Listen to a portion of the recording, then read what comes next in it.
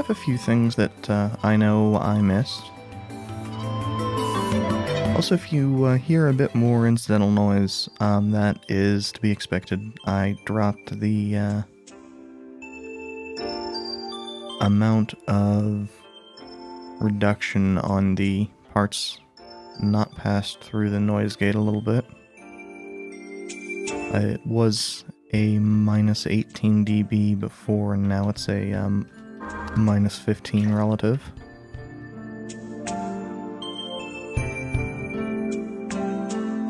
Oh. Actually, yeah, it doesn't really matter which one I do first.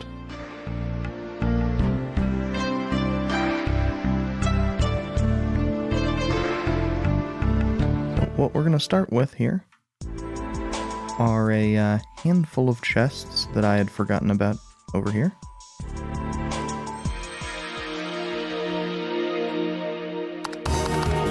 I noticed most of them while I was going through checking to make sure the audio sounded fine in the first place.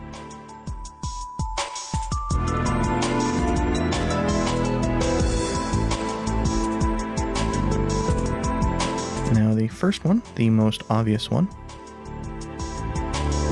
Second most obvious one. The most obvious one is just me being a moron. Is this one? This one's not difficult to get anymore. It may be a little bit difficult because we will have to hurry to try to beat the Calamari Avenger as quickly as possible. I couldn't remember exactly where that door was, but... Deli meat.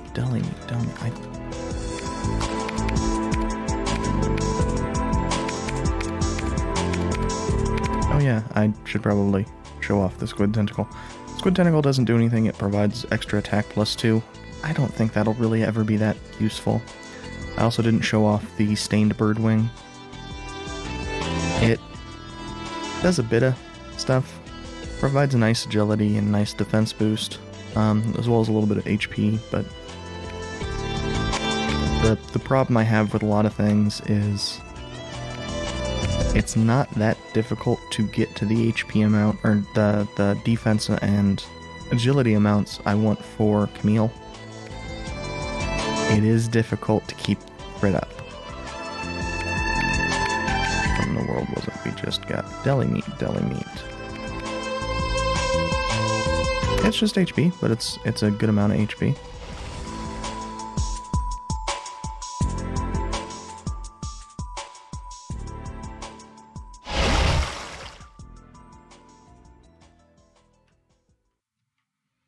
I don't know why that didn't hit us, but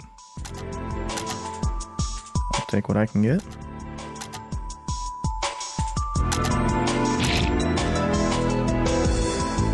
I ran out a little bit too early. And this is the same enemy.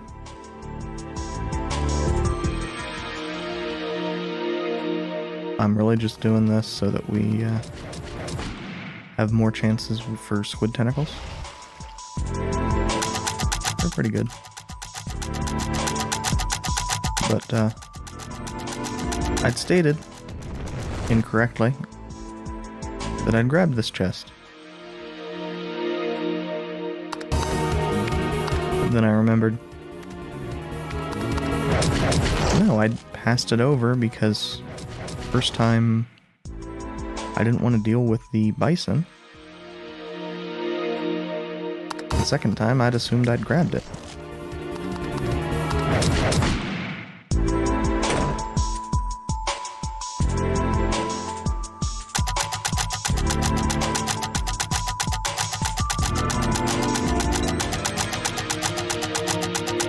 Okay, we'll be using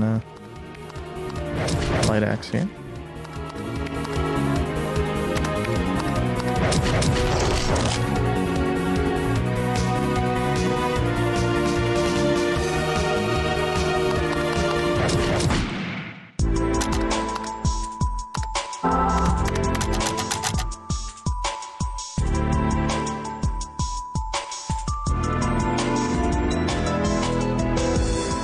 Okay, that purple bison's being just a bit too nosy over here.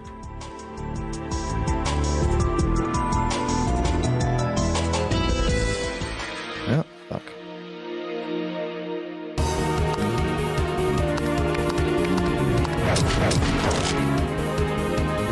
That is good to know. I knew I was going to have to take one out. I wasn't sure how much HP they had.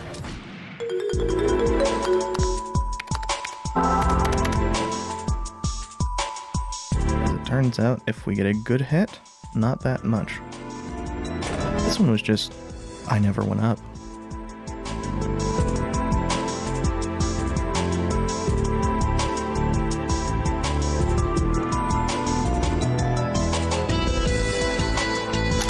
And there's this room.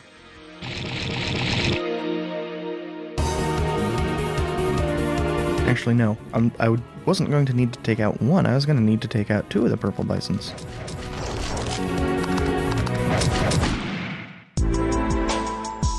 Because there's this one.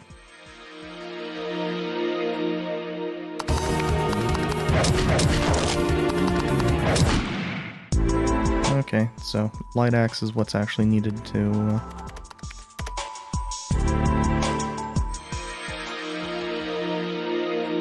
take those out quickly.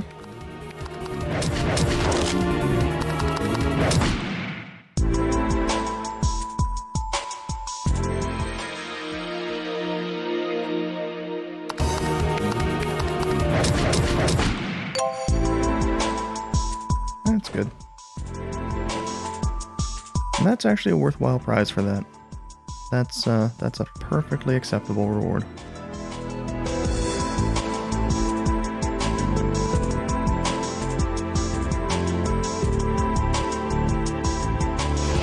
And just as we have been doing.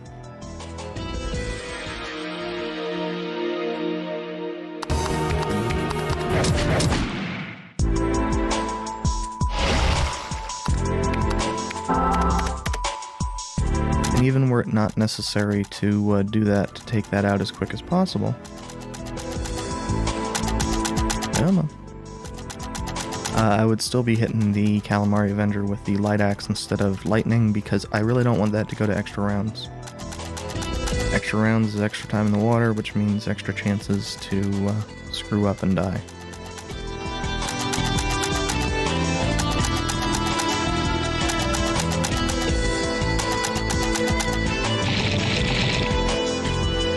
I just really didn't want to deal with the knives. The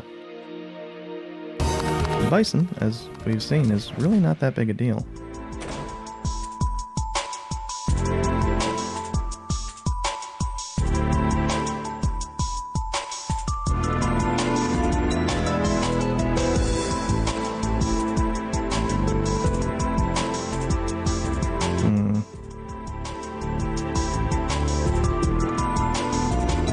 I think that's all of them that I can think of anyway. The easy way out would then be going back here, back to the disease, and yeah, the gear that we have acquired has made a massive difference in how strong Camille and Randolph are.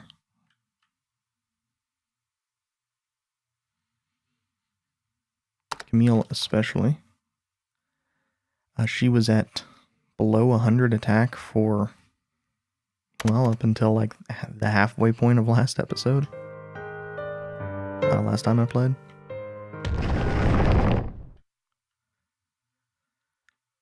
So being at more than double that is pretty good.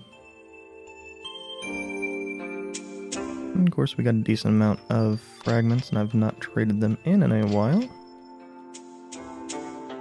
Oh, there are a few things that I should, I want those a little bit more balanced, should show off. Now, that actually wasn't what I was trying to do. He has two of those, the Demon King Chronicle books now. There's this on the floor. about the ending of the Demon King Chronicle 3, so let me tell you about the ending I have come up with.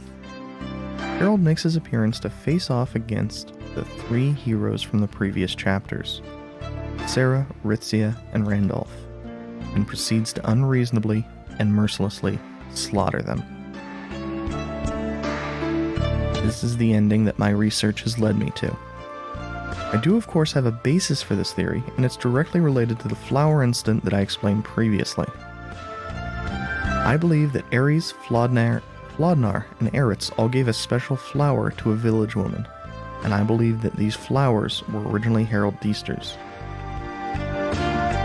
I believe that those 3 stole some flowers from Harold Deester, which he had been working hard to raise while living on the island.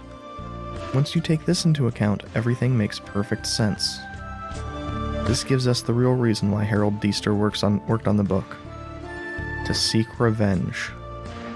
Harold Deester held a grudge against all 3 of them and sought out revenge through his story. First he wrote out their own stories in painstaking detail. These are very clear-cut hero stories. And in the final chapter, he planned to introduce himself as the Demon King in an attempt to quickly and mercilessly slaughter the heroes. Harold Deester planned out his revenge to take place in his own fictional world. However, since Harold Deester passed away before he could complete the story, the world only knows the Demon King Chronicle as a simple story of heroic deeds.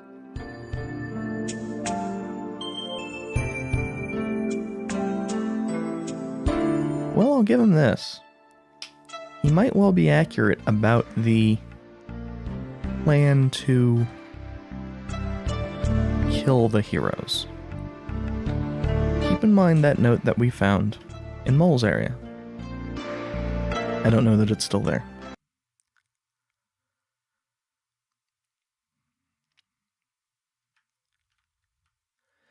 If you truly deem yourself heroes, I will take on the mantle of the Demon King and destroy everything. And it's an unsigned note. So, it's not that unreasonable to think maybe it's Deester? I mean, Deester's supposed to have been from this island.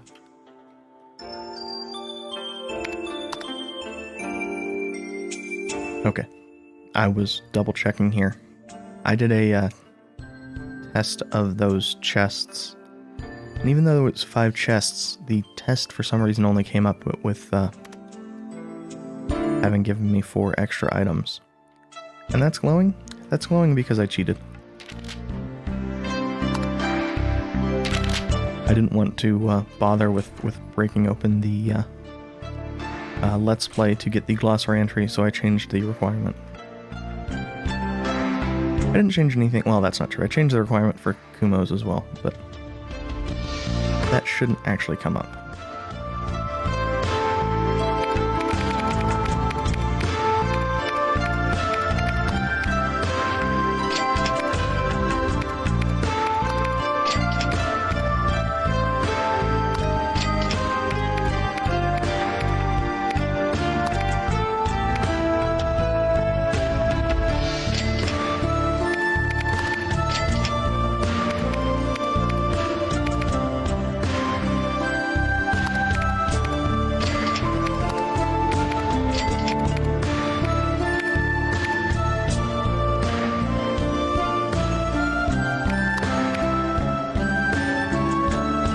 We can always just get more beaks, but I don't remember what they do. Those sell for a nice amount. We have a crap ton of cash.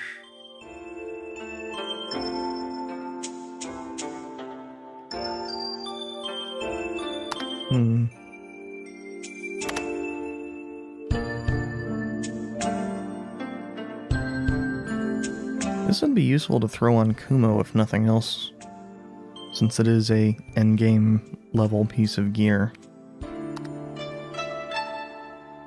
And I don't think even the Xenogalis would be that useful. But I don't think either one of them are going to be as useful as spending that cash.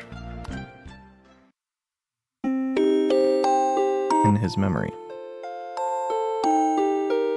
We picked up a few more.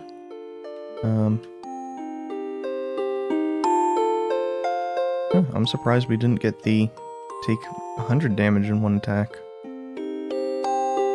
I know one of the reasons for that, though. We haven't been running the placebo on Randolph, which is something a lot of people do.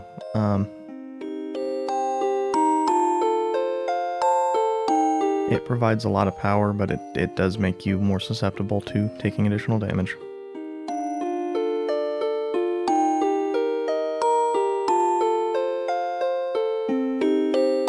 Now these two, they're going to take, I think it's about 6 grand.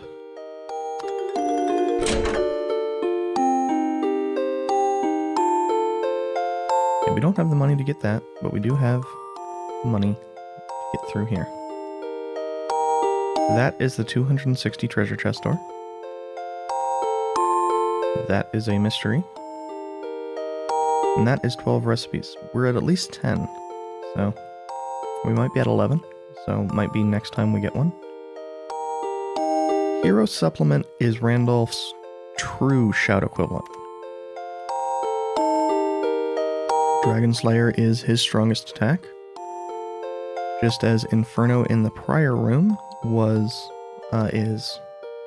since I didn't pick it up. Camille's strongest attack. Starfall magic. Well, we've not seen that yet. We also haven't yet read the story where that would come up. Heaven's Blessing.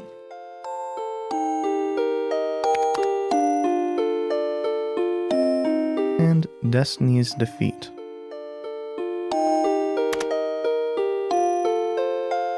Now we are going to want to eventually acquire all oh wait, I didn't even show this one off. We're going to eventually want to acquire all 6 of these. The final battle as planned might be the most important. Well, no, it's not the most important of these. It might be the most entertaining of these. It's only the final battle once all the players are ready. But we're going to skip all that for now.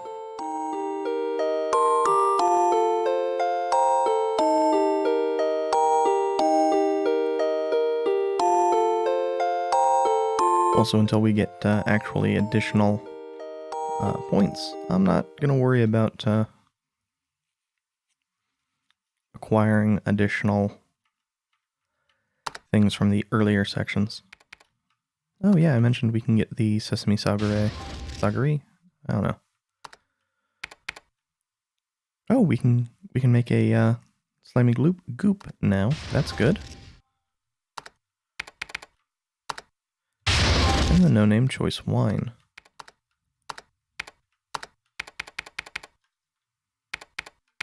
Oh wait, they're all crafted. Now, the no-name choice wine, you use it to increase your max HP. It has no real other purpose.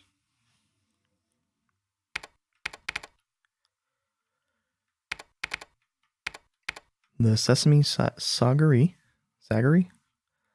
is basically just a combination of the 2 sesame items.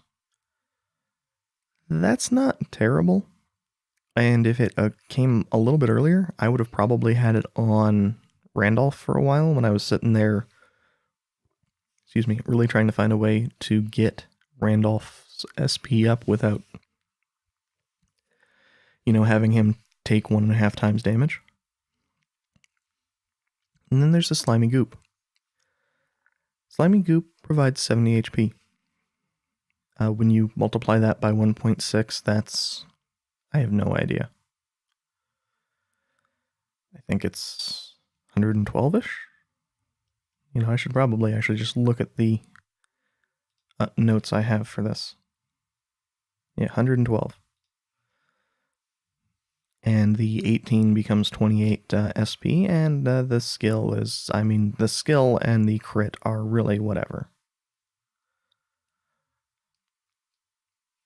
The important thing is the 112 HP, that you can get from this, which maxed would, obviously double Camille's HP.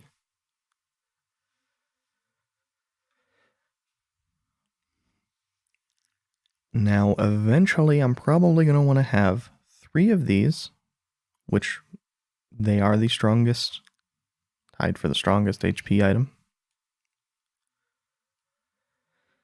And I'm going to want those so that we can survive certain drops. It is what it is.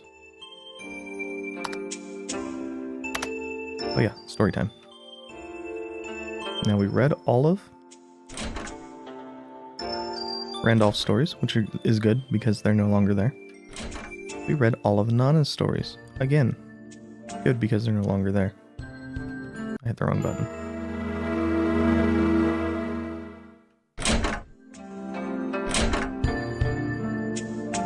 Before we finish Kumo's area, we need to read all of these. Now we read one before. Maybe. I don't know if I read it on the streams for this. So, I'm going to read it again.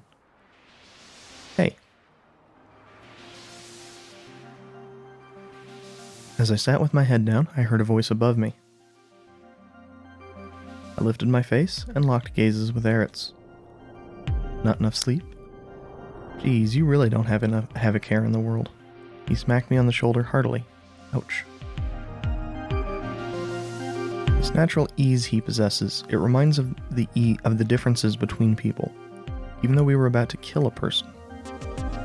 I'm counting on you, Kumo. The whole world rests on your actions. Eretz returned back to his usual spot beside the rocky shore. Once again I am left in silence. A cold wind teases my face. Bathed in the pale moonlight, I hid myself in the bushes.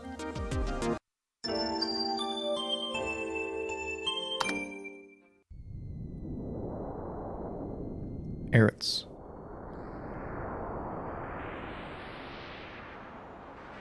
From what I can tell, he's a reprehensible villain. He not only steals without remorse. Sorry about that squeak. He not only steals without remorse, but uses violence as his first resort. Where did I go wrong? I'm now an accomplice to his diabolical crimes. The target of tonight's plan? We're supposed to remove a specific old man from this world. According to Eretz, the old man will be visiting this area tonight. I admit that I too wish for this old man's death. However, right now, I'm praying he doesn't appear. I want this plan to end in failure. Being a part of this plan terrifies me. With such an important position, I feel like I'm being crushed by the responsibility.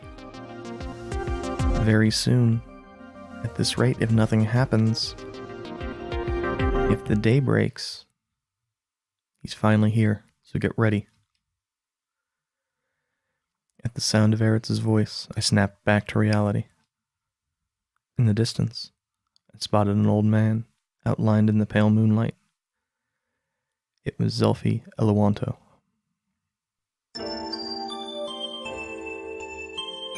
So this is his connection to Nana's story.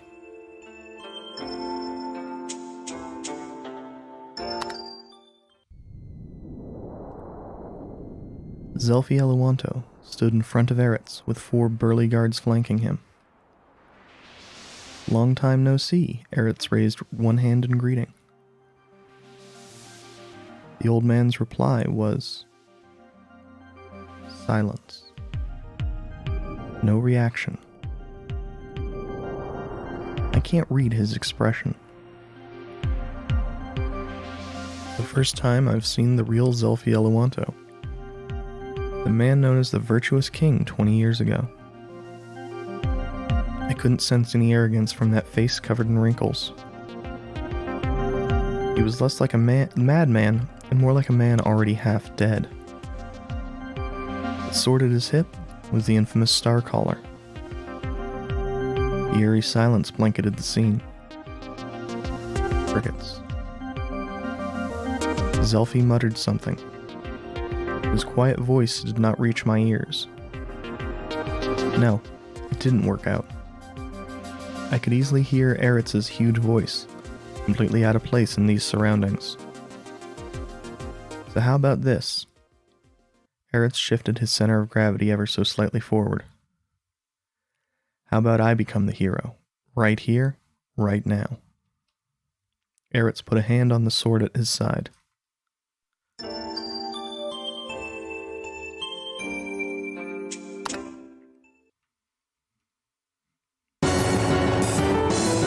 Eretz put a hand on the sword at his side. The 4 escorts stepped forward and formed a wall in front of the old man. As if in concert, Eretz took a half step back, while drawing his sword. His sword was already halfway out of its scabbard. The moment when he finishes drawing his sword, that moment exactly, that is my signal to strike. I had a small tool in my hands. It was a collection of handheld explosives, a special bomb.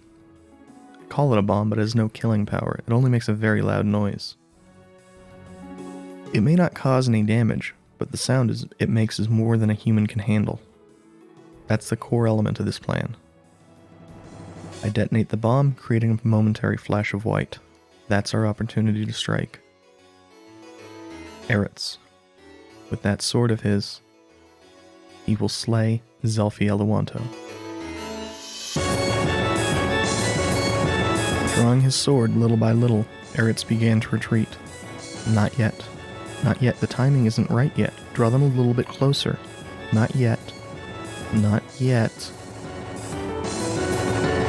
Eretz's sword hasn't yet cleared the scabbard. Not quite yet. The escort steps forward, shifting his center of gravity. Eretz's sword still isn't out of its scabbard yet. Not yet. Not quite yet. Not yet. Not quite yet. Not drawn yet. Not just yet. Not drawn yet. It's drawn. My chance is now. A quick gust of wind. I haven't done a single thing. Yet 4 heads rolled across the ground. Eretz didn't make a move either. Then the 4 bodies suddenly tumbled over. When did he draw his sword? Zelfi Eluanto holds his sword in his right hand. Well then. Zelfi Eluanto, the man treated as a hero for the last 40 years. He slowly advances, sword in hand. Try me if you dare. In front of him stands Eretz, completely dumbfounded with shock.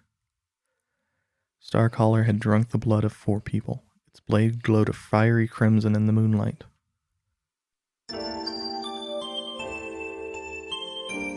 Yeah, that's all I'm going to give you right now.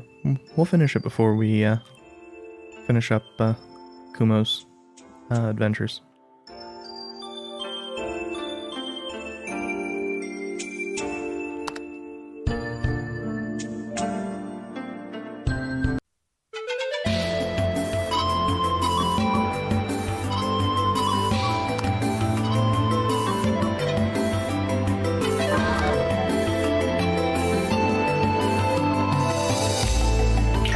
Actually, I think,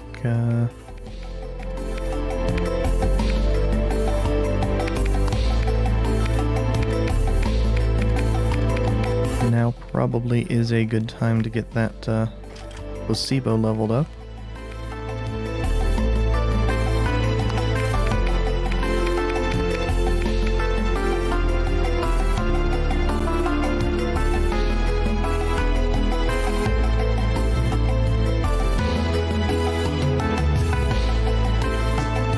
Basically, I'd like this a whole hell of a lot more if it didn't have such a comparative SP penalty.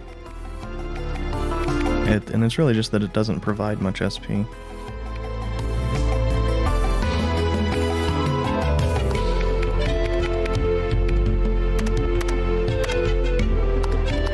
What do I have on Kumo?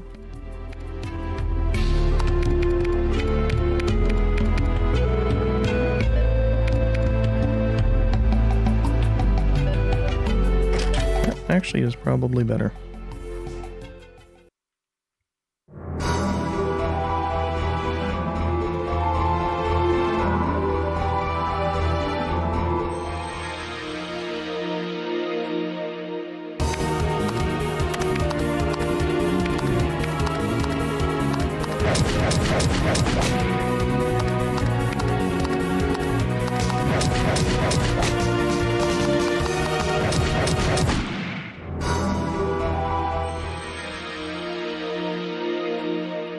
Now you might notice that the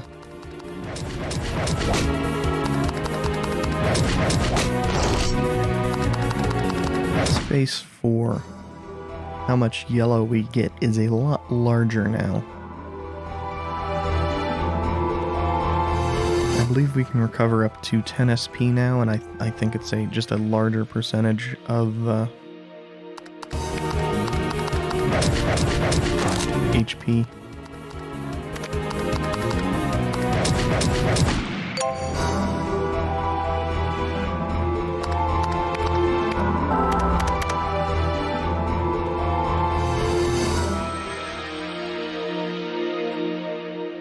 Once we get a few of these cleared out, I am going to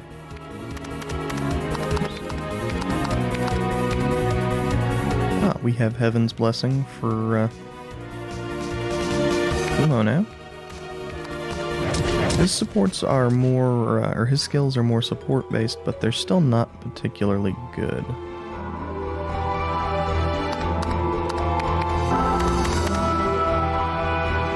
I want to try one of these whales.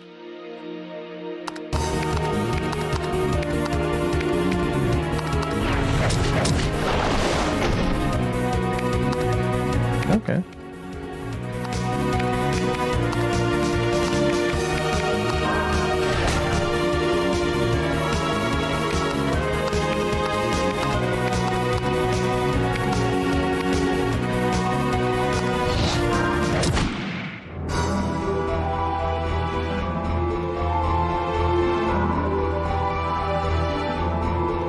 I'm gonna want to try to figure out what that what their drop is eventually, but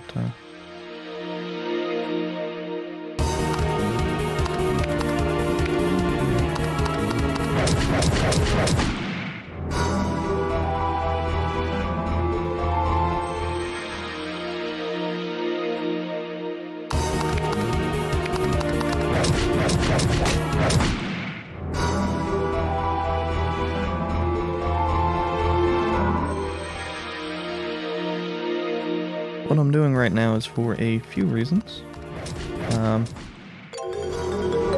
One of which is just trying to get proficiency up with various things.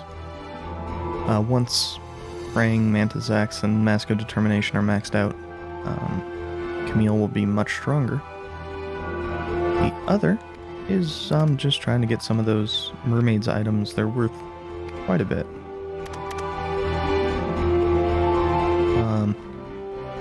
What I should do, though... Oh, those are little islands. Couldn't figure that out.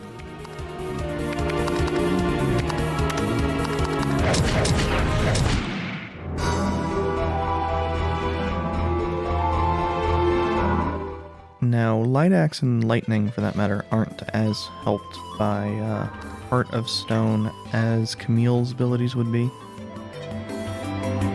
Part of that is Light Axe and Lightning ignore, and I think Dragon Slayer has the same effect, they ignore a bit of defense. Okay, so right at the top, and then we want to go up and open that passage to the left.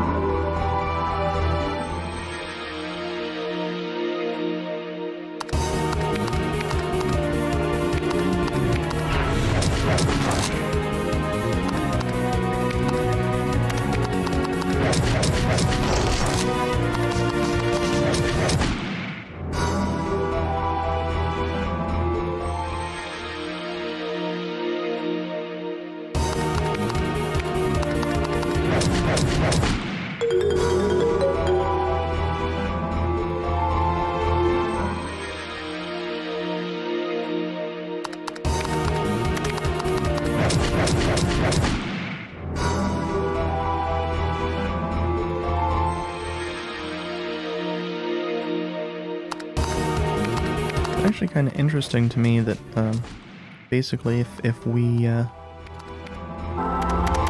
switched a few more things over to energy restores, we really wouldn't have much reason to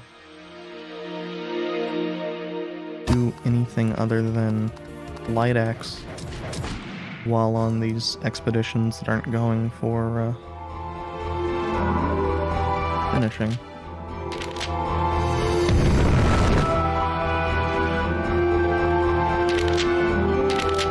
I'm gonna check what this whirlpool is. Okay, that is what I thought it was. Don't want that yet.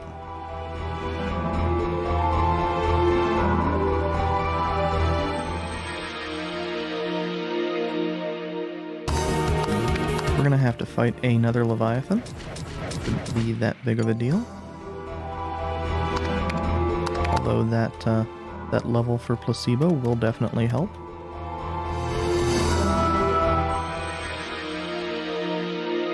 Basically every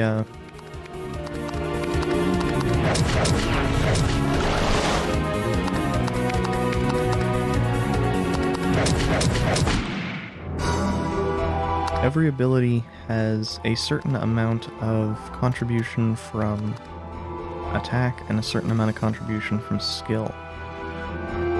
And I believe it's the contribution from attack is generally treated as a additive, and skill is normally treated as like a multiplier. And if you're wondering if Kumo will ever stop being atrocious when it comes to damage output, I really don't know. I don't remember him being this bad, really. King of Herrings, which I believe is an actual fish.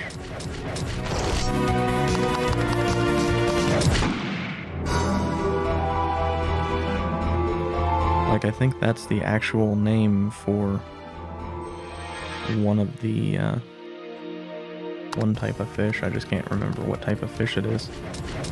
I don't even think it's a herring, so the name's a red herring.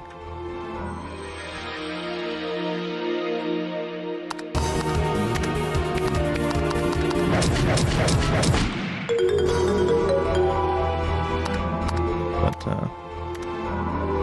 once I start getting low on resources, I will head back to that save point and use the whirlpool.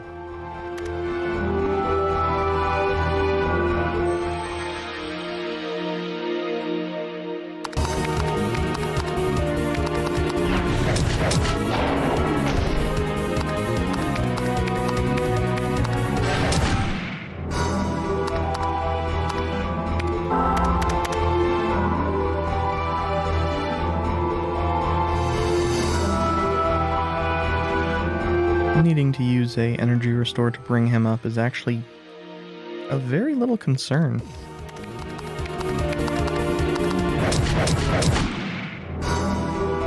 Just not a big deal.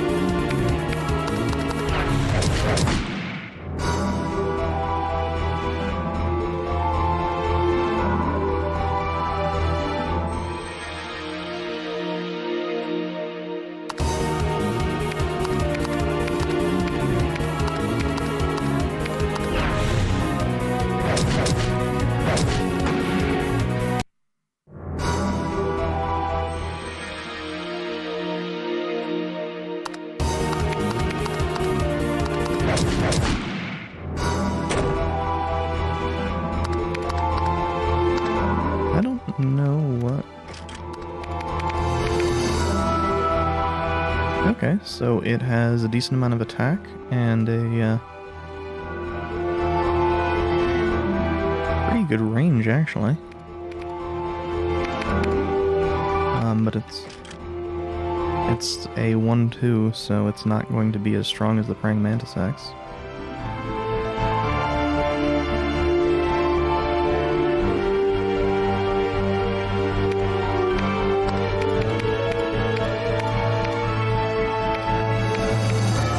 Well,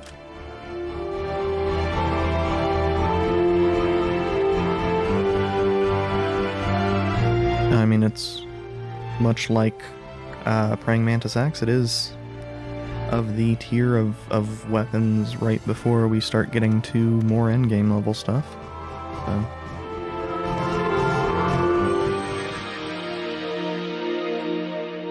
Oh, I forgot to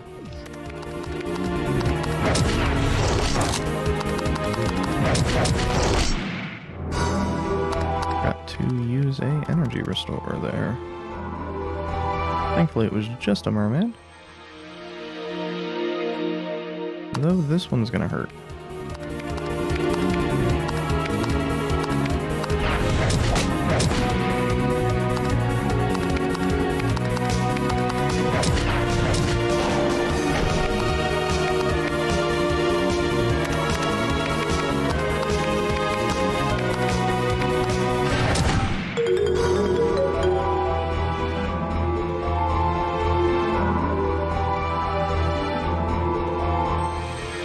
Yeah, I think I'll get into this fight and then just use that whirlpool.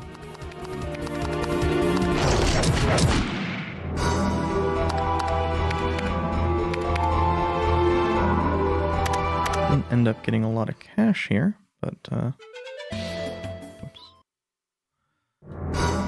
Completely forgot that I need to step off this screen.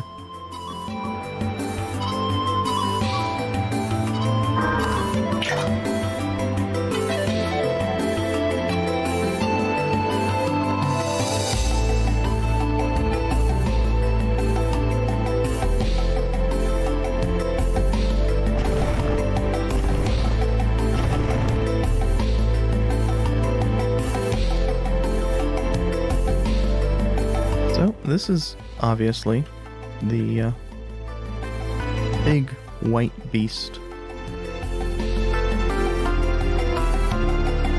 that Kumo came here after. It is his white whale.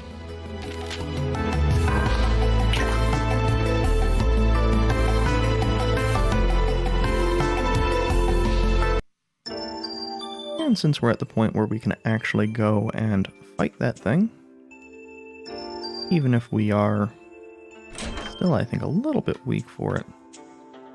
I will grab the battle record to make sure that, yeah, we grabbed everything from the Leviathan depths.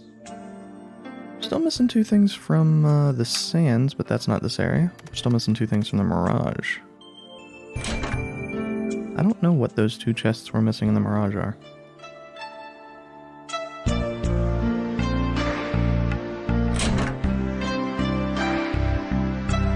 Last time we stopped halfway through. The battle's over. One of Eritz's eyes has been cut out, and half his face is covered in blood. I suddenly realize I'm missing 2.5 fingers.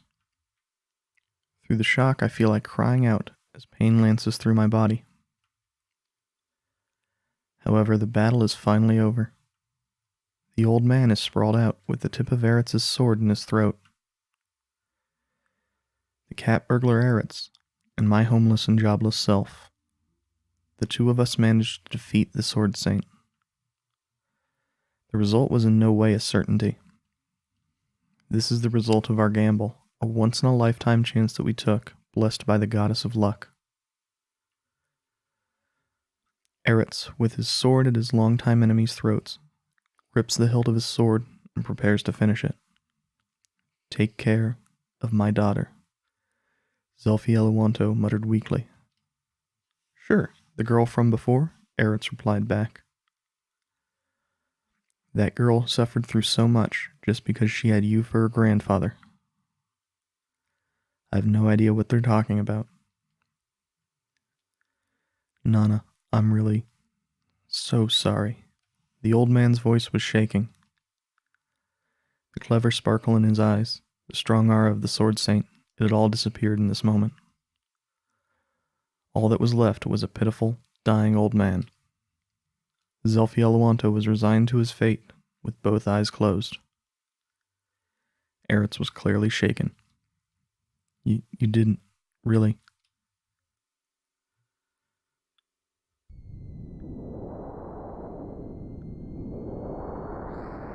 What I saw in that next moment was Eretz falling to the ground. You had the power. Zelfielawanto lies, soaked in the blood of his foe. And you had the luck. Zelfi held a dagger in his right hand. Ignore the art making it look like he has the dagger in his left hand. However, you lacked true ruthlessness. Zelfielawanto calmly stood up.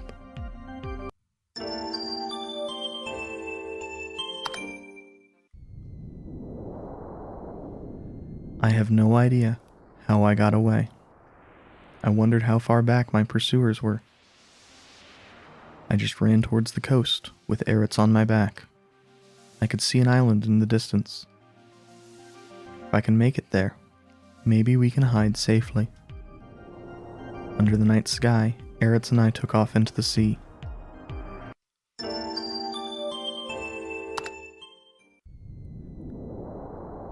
One morning,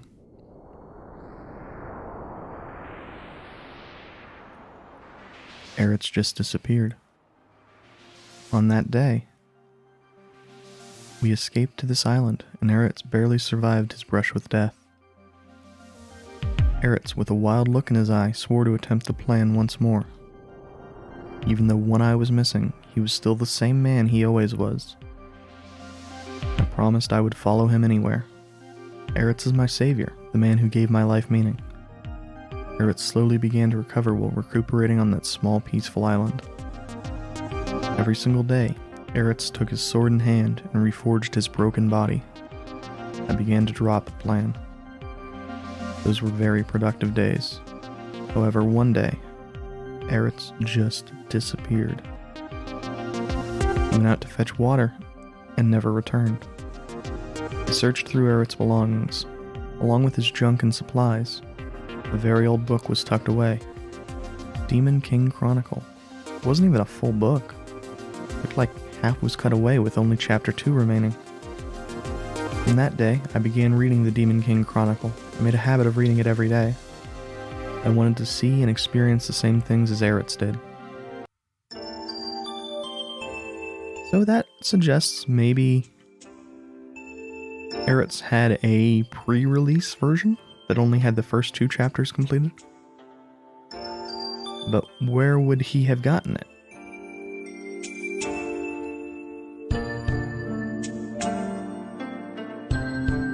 Would it have been the same half book that Randolph had the first half?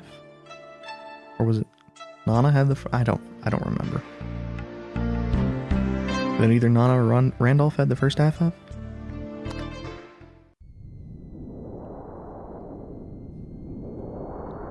A cat burglar and an average man.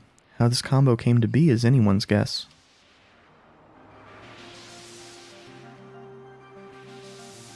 We planned to defeat an evil force and be hailed as heroes by all.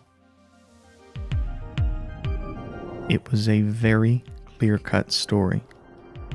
At one time, this was the story Eretz and I had envisioned. Now it's just a fictional story, like so many others. Somewhere along the path, something got set off track. It's clear to me now. During that final moment of triumph, Eretz just couldn't rid himself of mercy. It was just like Ritzia in the Demon King Chronicle. Having won the battle with the demon whale, Ritzia knew pity and returned it to the sea without delivering the final blow. It's a beautiful story. However, reality doesn't work that way. Our merciful actions didn't lead to us to some wonderful ending. I will carry on Eretz's will. However, before I can do that, there is an enemy I must defeat. beyond the endless sand dunes, deep inside the mirage, my enemy awaits me there.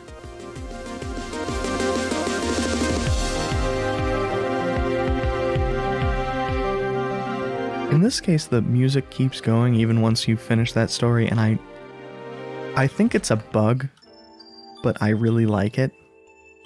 So there is no way in hell I would, that's one of those things where, oh yeah, that's probably a bug. And also having seen how that, works as far as a bit of music, there's no way in hell I would want that to be fixed. You might be wondering what the hell I'm doing here. I want to see Kumo again. Because there was a bit of dialogue that I forgot to grab from Kumo up on the mountain.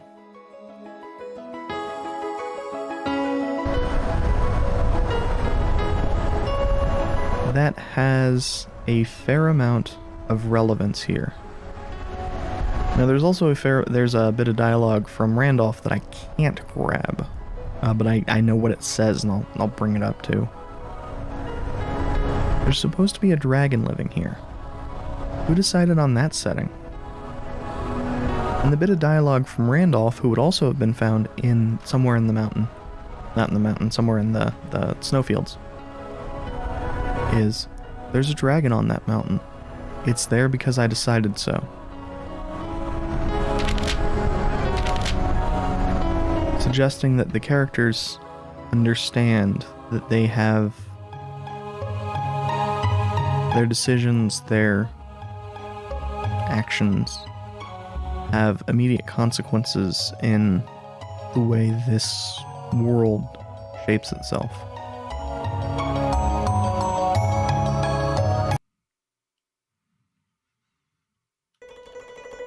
And I could have just stated Kumo's line, but I don't know, I think it works better seeing it.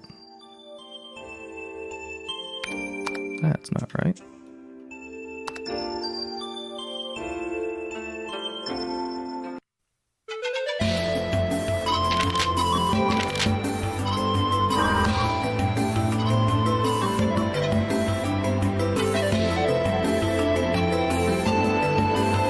Well, I think we're going to want a few more energy restores. Also, this isn't going to be the run where we actually kill the boss.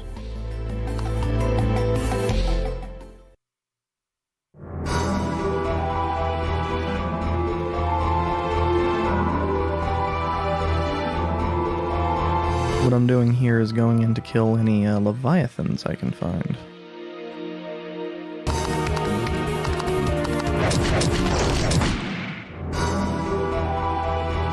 So the weapon change for Kumo is already resulting in him doing actual damage. I say actual, but it's just non-zero damage. Once it starts to level up, it will be a fair amount more powerful.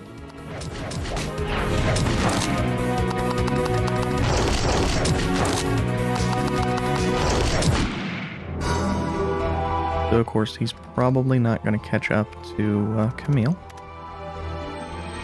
And certainly will not be able to catch up to the fact that she can hit multiple times.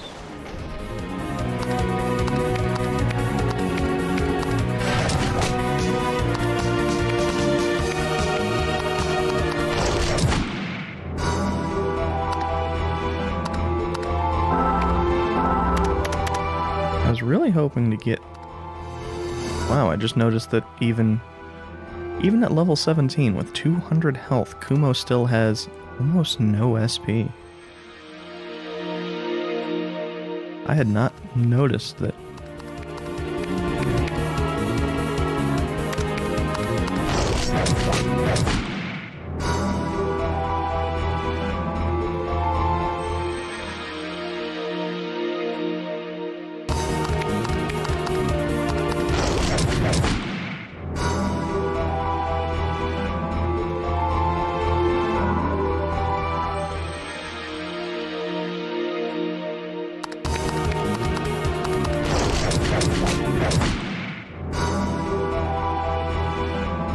But yeah, Kumo's kind of weird anyway, just because of the whole... The rest of his stats don't grow that quickly, but he just gains an absolutely ridiculous amount of HP.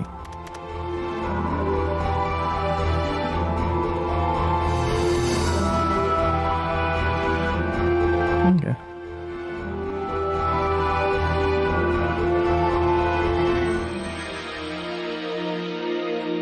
Like I said, I'm hunting Leviathans.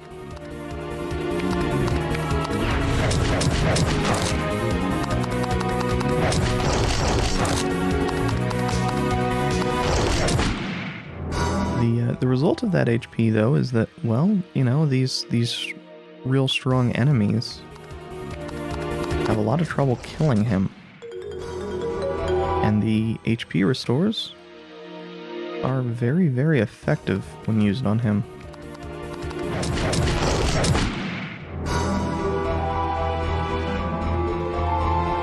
I'll wait for a moment to get that SP up, so I don't need to use a energy restore quite yet.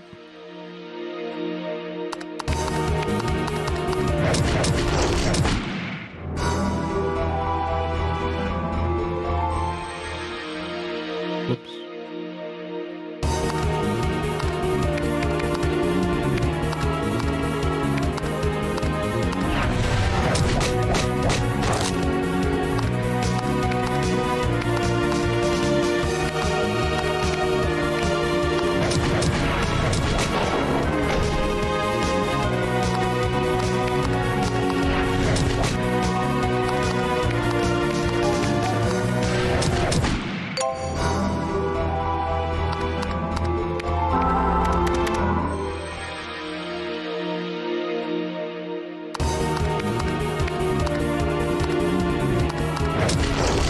I had actually forgotten that I'd locked that path to right off.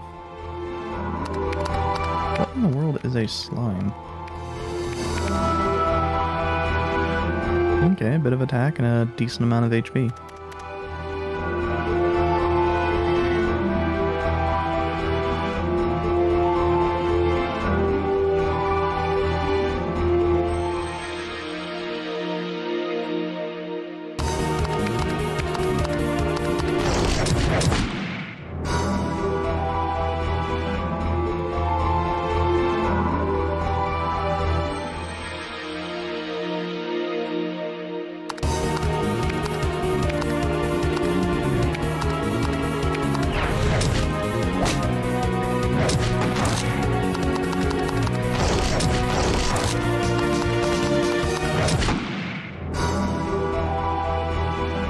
Okay, so there is a Leviathan down there.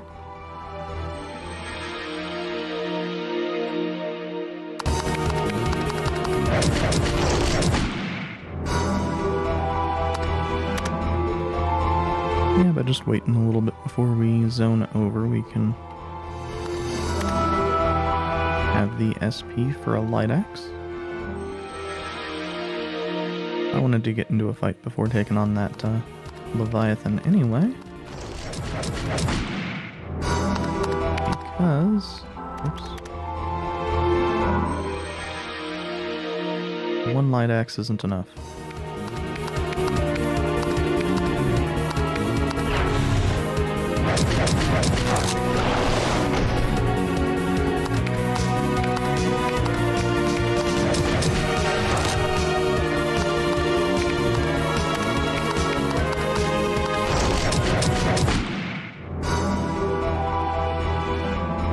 And that is the drop of the whales, of the Leviathans. Like all of the drops here, it's nothing special.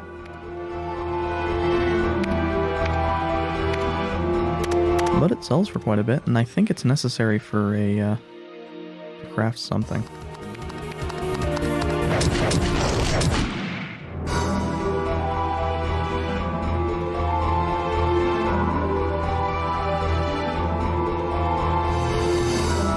But that eliminates the reason why I was hunting whales in the first place.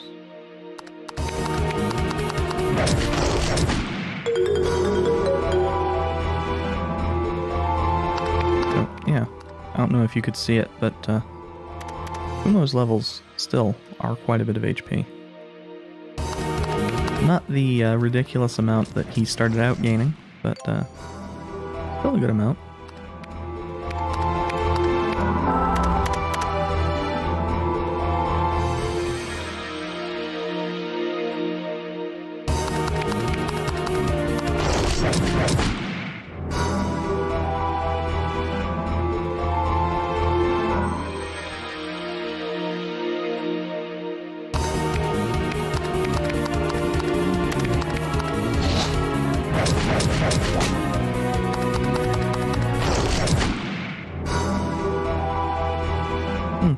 Might be the point in time where we can switch over to using lightning for some of these.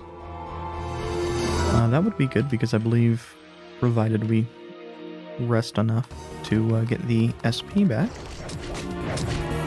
lightning is essentially infinitely usable.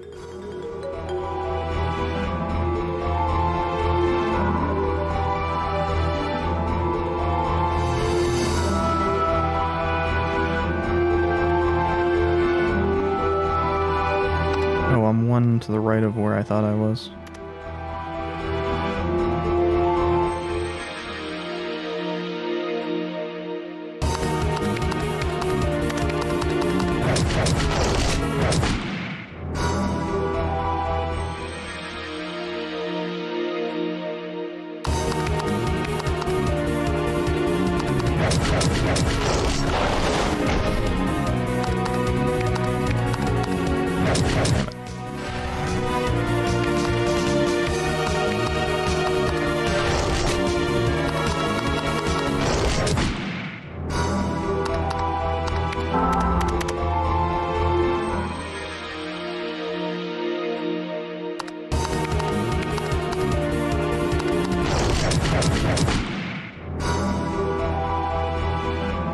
Unfortunately, there's nothing that really makes it so that Light Axe is more usable.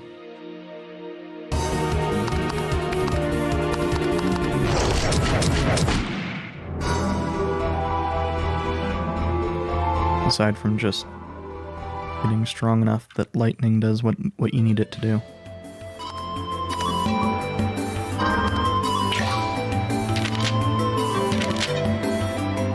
Now, I double check the path to make sure I haven't blocked anything important off. We have all the chests, so I'm not concerned about that.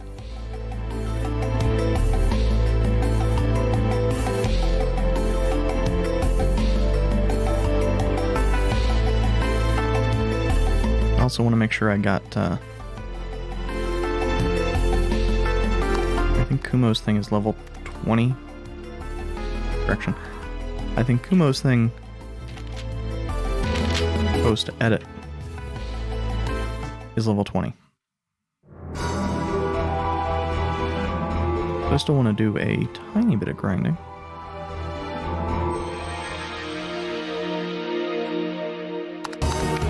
But I think if I can get these individuals, that's a big deal.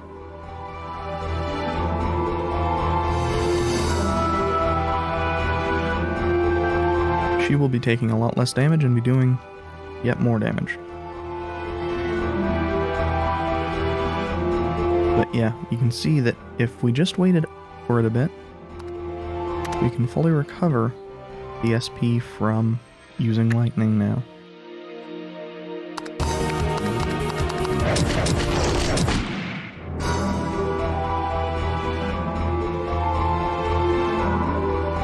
And Camille appears to have gained, I think it's a little bit over 10 damage a hit, with that gaining about 40 attack power. So that should, maybe it's just a little bit under 10 damage a hit on normal hits. But it's a very nice increase. So we just need to take this a little bit slow. Yeah, if we take it slow, we can get there and get the level I want. Because that's only... 10 more of those. 10 more fights. Nearly grabbed a double.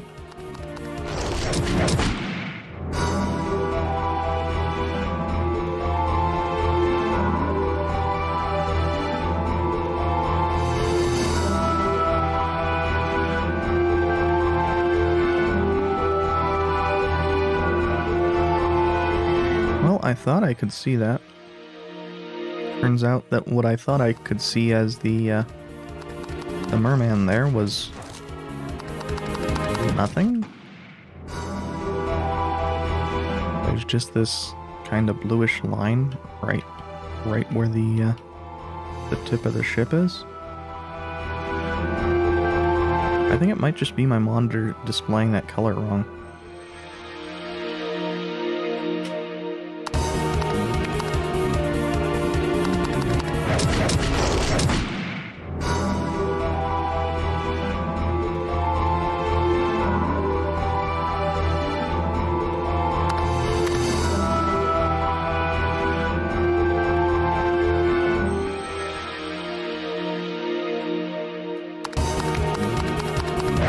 I don't have quite as much difficulty with the with avoiding fights here as I did initially, because I do think the radius is just a tiny bit smaller, and I didn't think so when I was playing before. But having grown accustomed to it, it feels just a tiny bit smaller.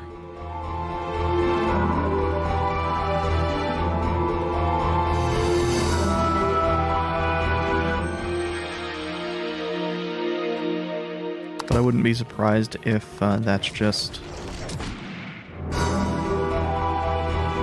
Well, it feels like that because we are using a smaller sprite. Even though when I was first doing it, it seemed like the area was larger because we were doing a smaller sprite. Okay, so 2 more fights. And then I want to save.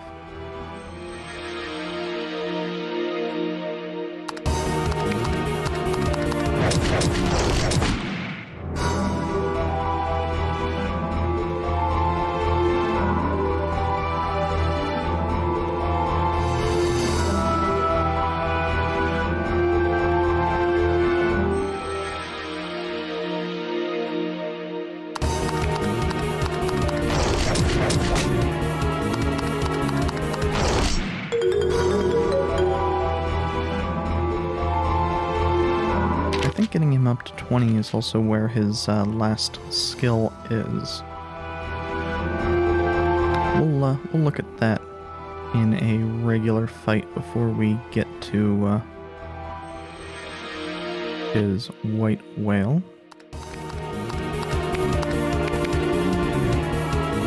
Okay, so he has a shout equivalent. It's not Nana's stuff. I'll put it that way. I know that much.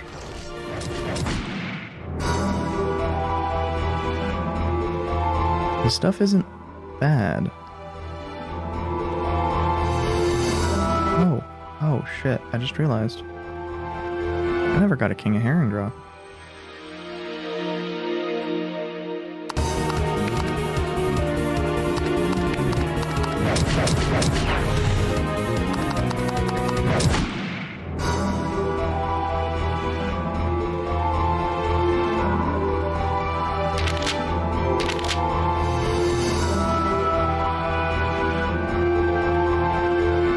Fortunately, there's one here that seems to be fairly easy to get to.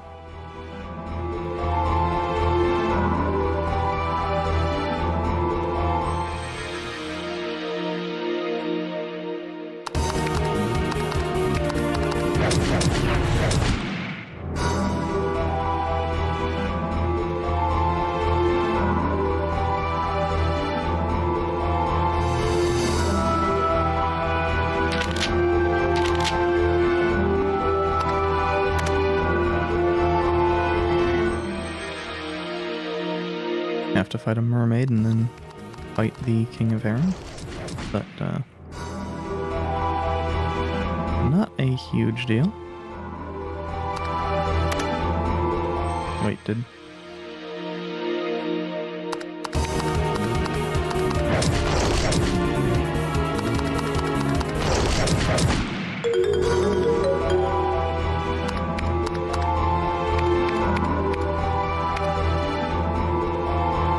Yeah, we only have extra attack plus... I guess when Kumo gets a crit, he can do a fair amount of damage. And if both of Camille's hits crit, she can also really do a... really lay on the damage.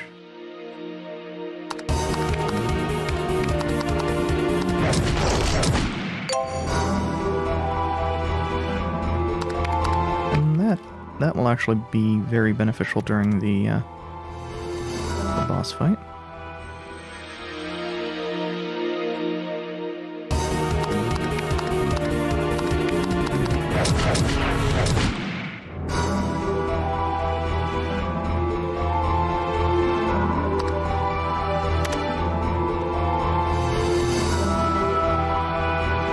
Wait for the yellow to disappear there, because that suggests to me that maybe it can do more than the 10 I thought it was capped out at.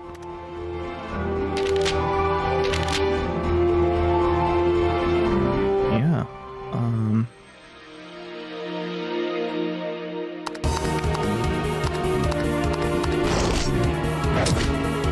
That's interesting.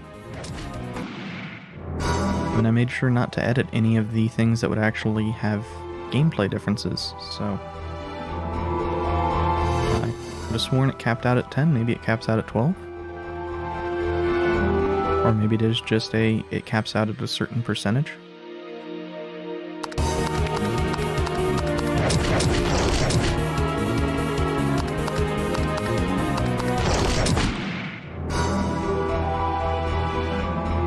Damn King of Herring's never gonna drop his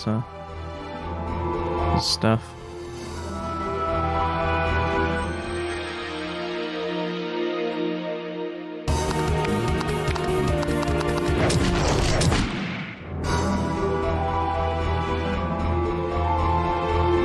Fortunately, we have gained enough strength that we can just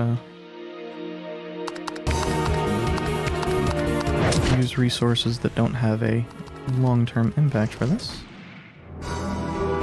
There we go. I don't think it's used for anything. And it kinda sucks.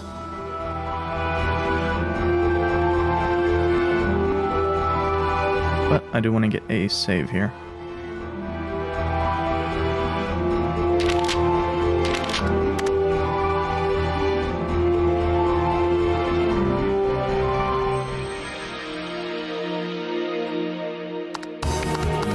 To avoid fights with things that would have the potential to require actual resources here. That means no Leviathans,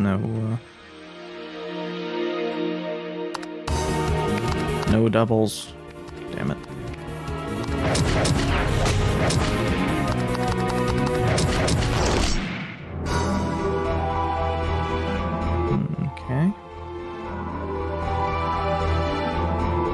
Looks like we should be at full health and, well, near full health and SP.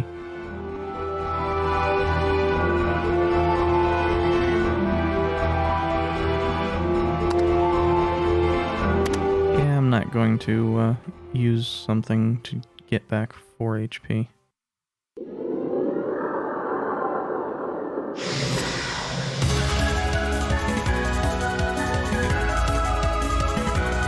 So it was actually a white whale, an angelic looking whale.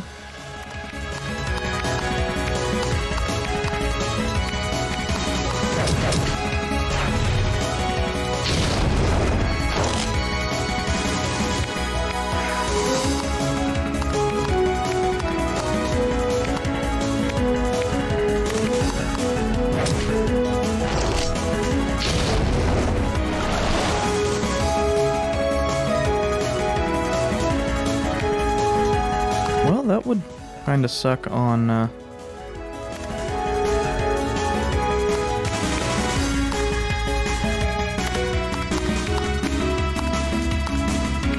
Randolph, but... Oh, I meant to use an energy restore on Kumo.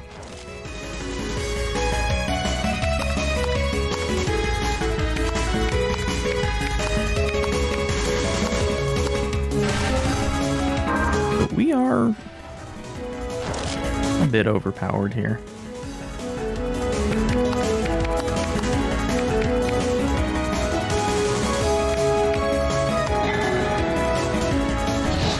I really wanted to show off his cut-in, though.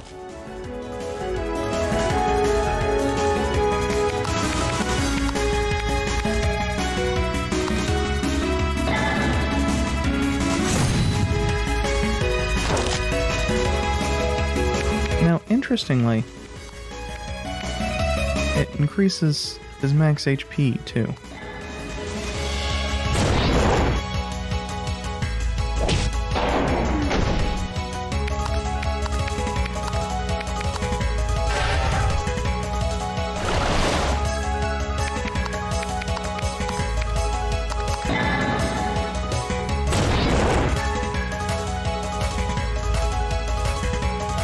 And this is one of the most important items if you don't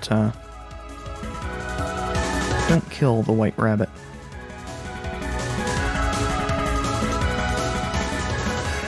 I had never realized you still maintain control of the ship there.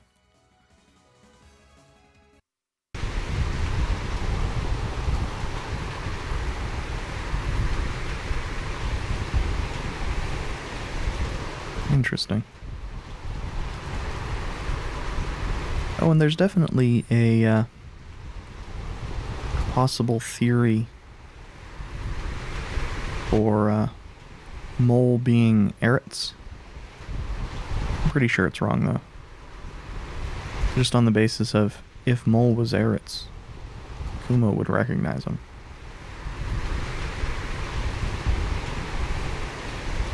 There is no healing magic, no starfall magic.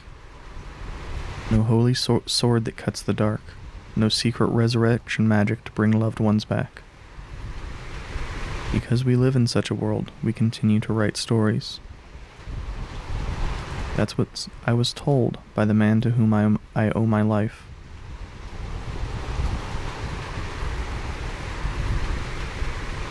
In the next story, I am sure that I will meet a grisly end. If that does come to pass, it will not be in vain. My sacrifice will become someone else's courage. That's the kind of story I'd like it to be. That's right, just like your own. Thank you.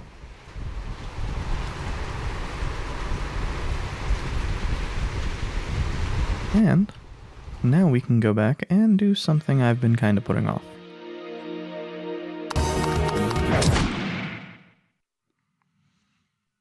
You may have noticed that... God damn it. Hold up. Hold up.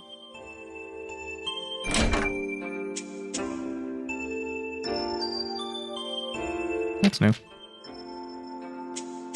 For once. What's his name didn't steal stuff.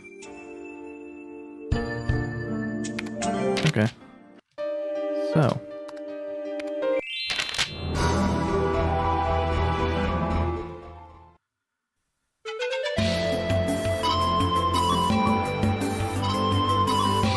I may have missed something I wanted to show off. It's not a huge deal if I did, because it's just lines from Aaron. Yeah. Only now can I truly understand Harold's feelings.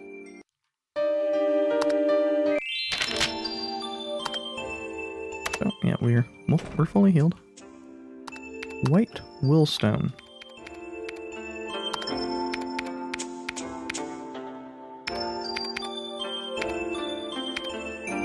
Out somewhere.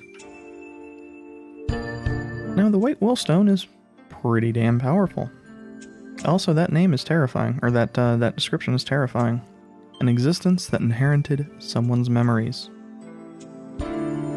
But I mean, that's a lot of skill. That's some pretty good agility and defense, and quite a bit of SP, really.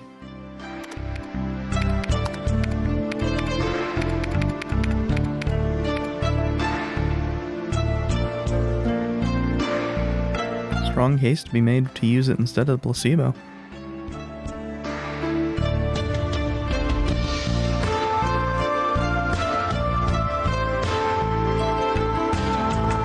I think it's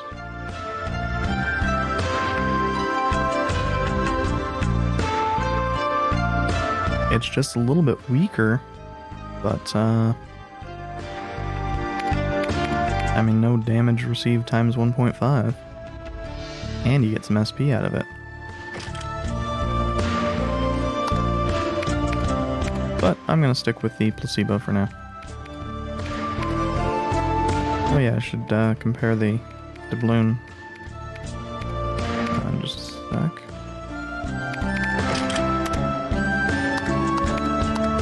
Actually compare it to the Lucky White Rabbit. Now, it does not provide the same level of crit.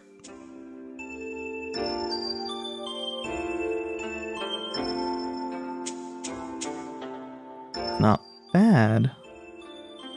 Wait, does it even? Yeah, it provides a little bit of crit. But,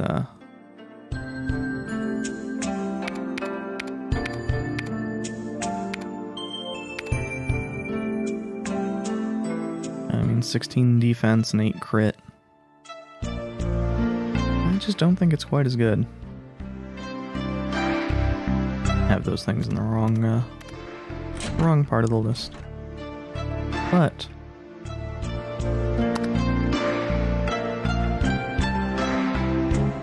we have some more glossary entries.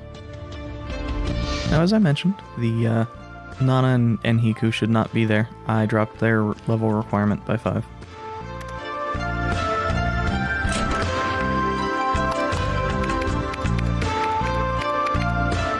Now, interestingly, the White Willstone can't be used.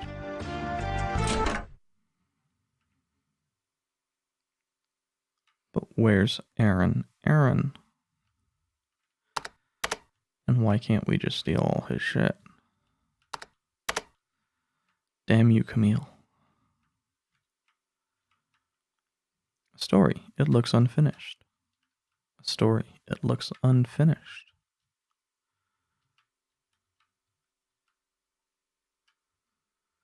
It's well known that a certain species of rat can act as an agent for the disease.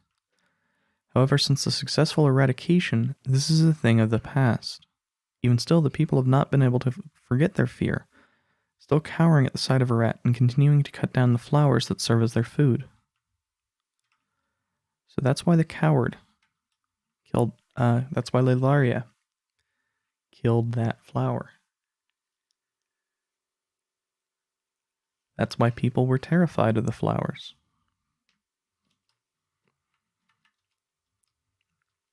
And of the rats.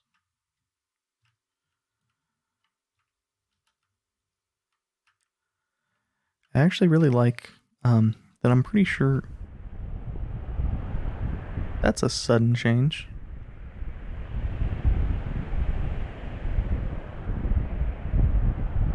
That's a lot of flowers. That's 3 copies of the Demon King Chronicle. All 3 have yet to arrive, but that can't be helped. It is now time to end this story. Time to finally fulfill the promise I made. And Aaron gets boss music.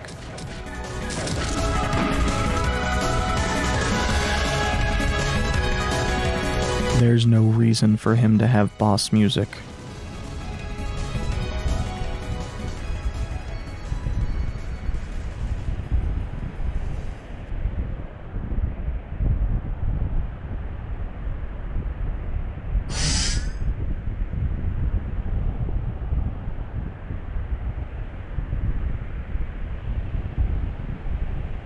That's more than a little bit terrifying.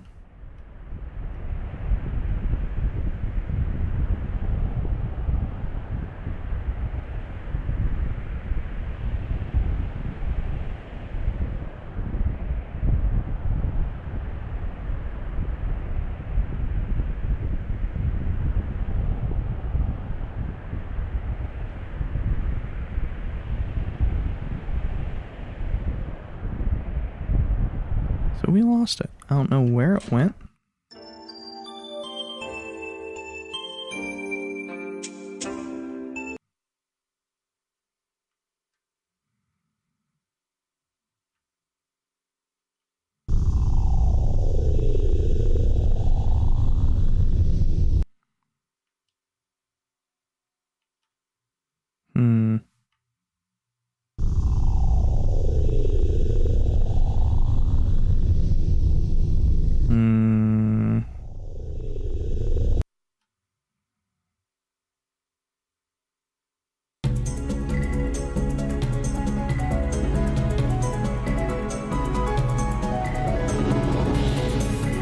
Welcome to the imagination.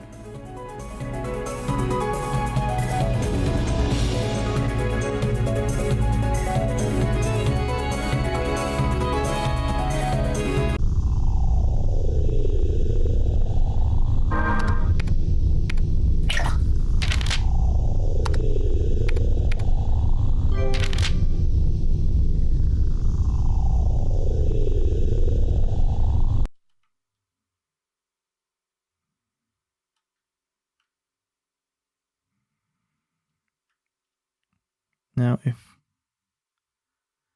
one of the problems is I don't remember. There we go. I couldn't remember how to actually get out.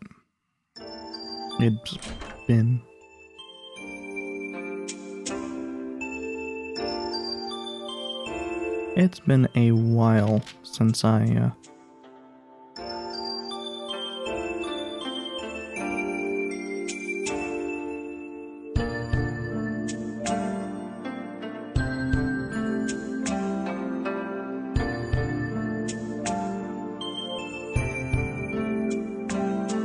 sorry about that. I just couldn't remember how to actually get out of there. And well, there are a few more additions here.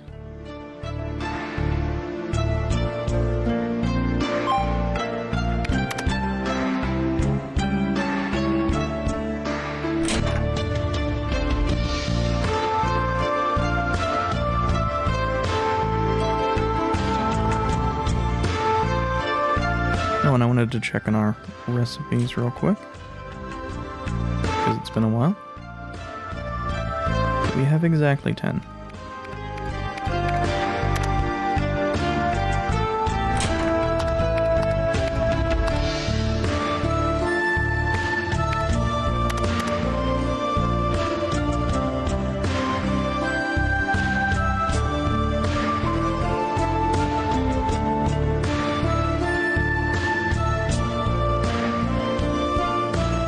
And I think this is also about the time where we have become powerful enough to do this.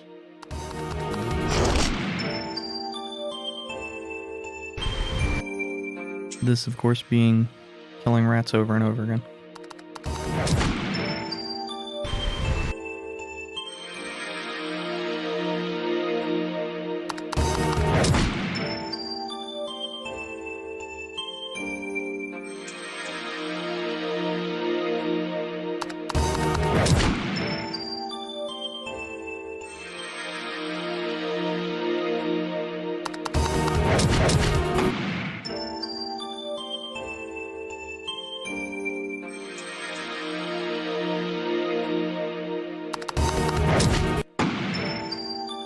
I probably should have killed a few more of these along the way.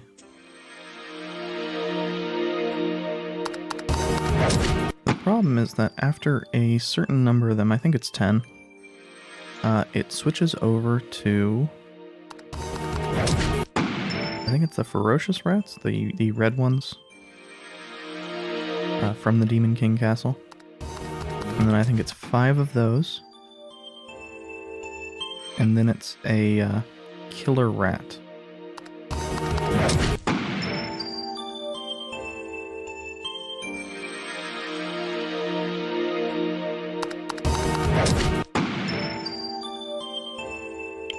Maybe it's more than 10.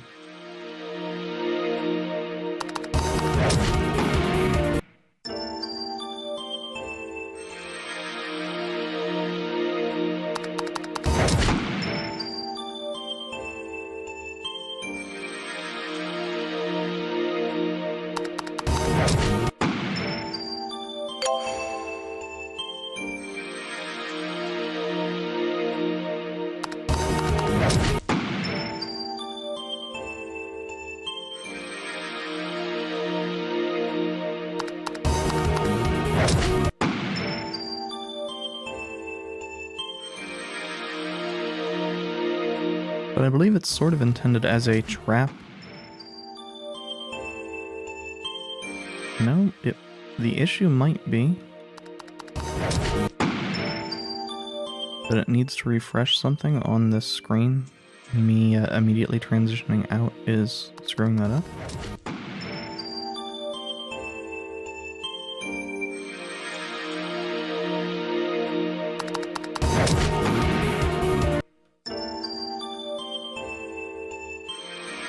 Might be that it's just, it takes a hell of a lot more rats than I was remembering.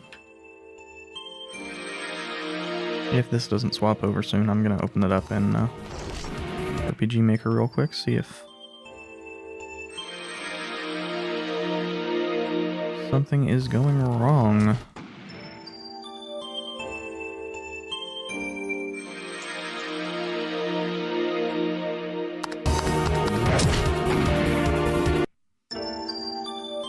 Okay, this next one, maybe.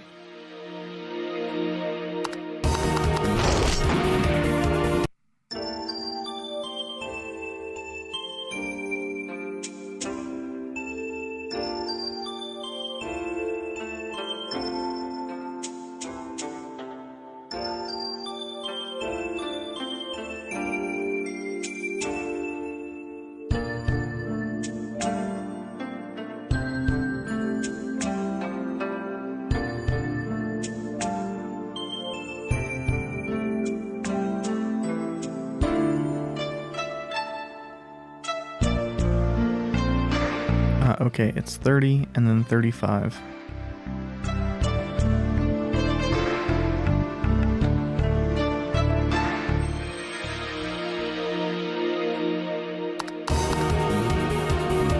There we go.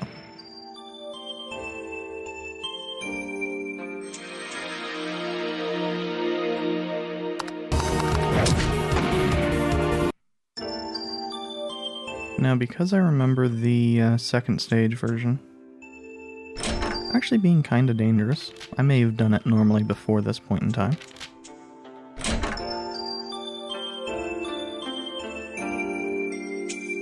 I'm gonna drop a save real quick.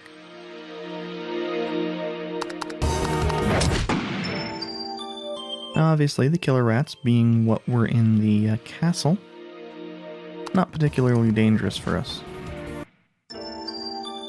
Not the castle, they were what was in that other entrance to the sands, the one that we actually used, because I couldn't figure out the proper entrance to the sands.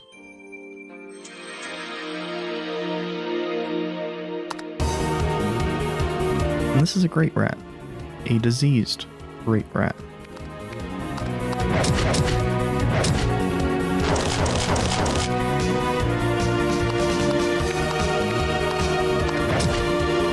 Yeah, the other reason that,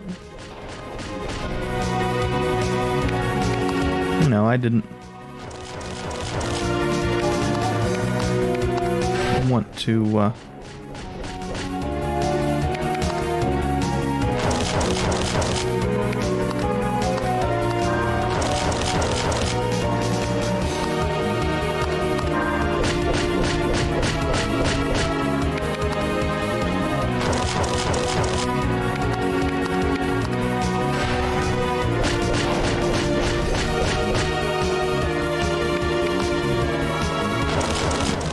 access this too early is because it really is just going to kill the hell out of us.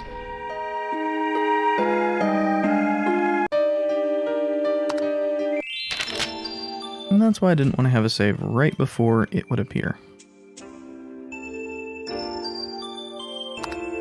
So, yeah, we, even at level 25, even with pretty decent gear, well, we're hurting by the placebo, but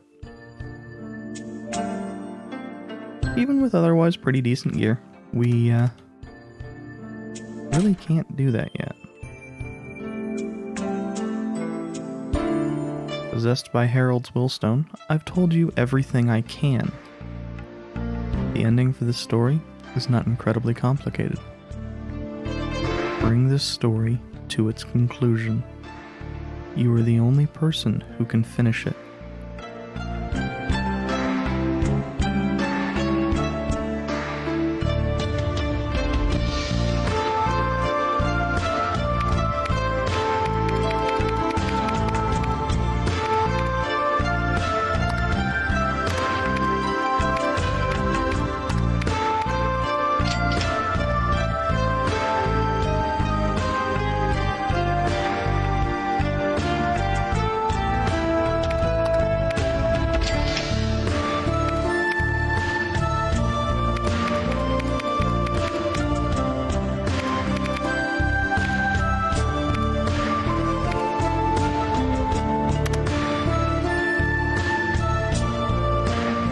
One unfortunate thing about doing that before I really had the money to purchase everything is that now it's a lot more difficult to get said money.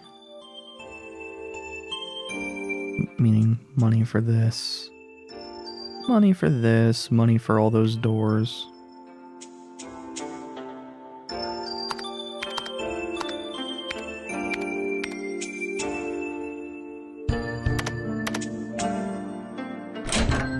Back.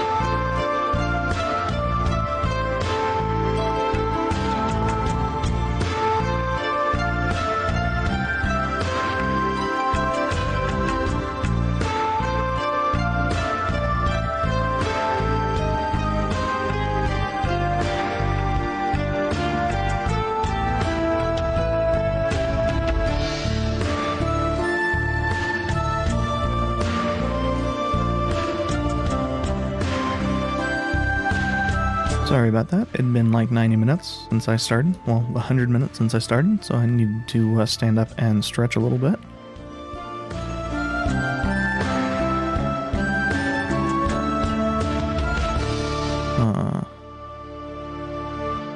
Where do I want to go? Well, actually, we have a few options.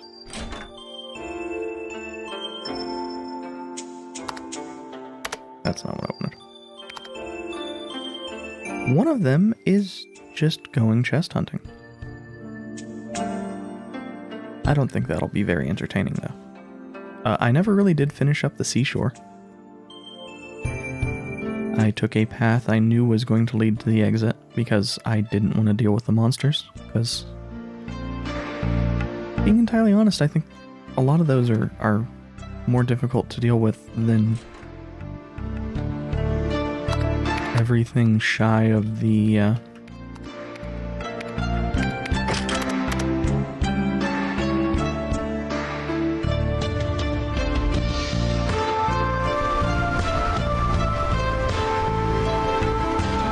monsters we were dealing with in the Leviathan depths. Eventually I will, someday slam 3 or 4 words together without fucking one of them up. I swear.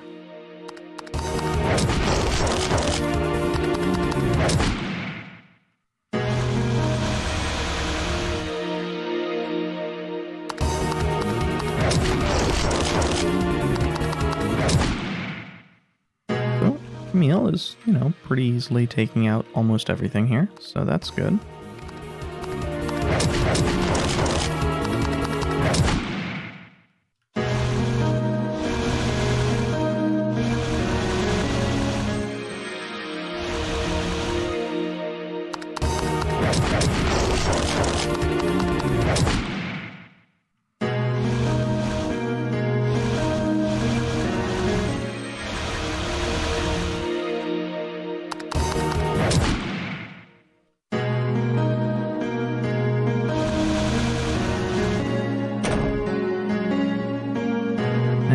wondering, I know I was curious about it when I first played.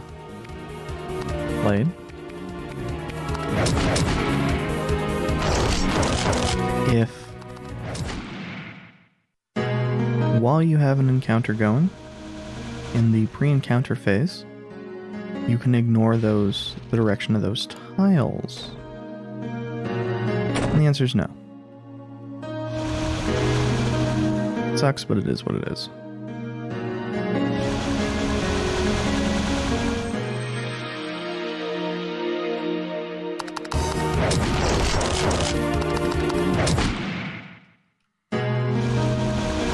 But yeah, and having additional amounts of stamina recovery and HP recovery available to us basically means we're not really concerned about any of these fights, which is really nice. Actually, we can have her do that and just light axe that to death. Oh.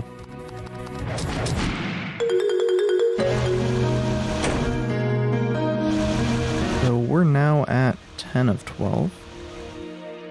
I think I know where at least one more is.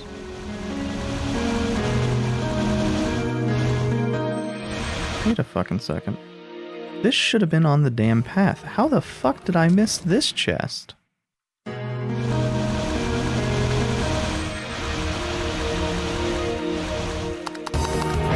Oh. Oh, we took the far right. Never mind. Maybe. Maybe never.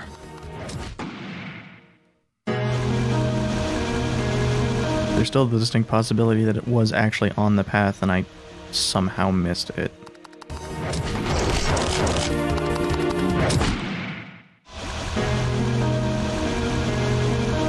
Yeah, based off what I'm seeing, maybe not, never mind on that one.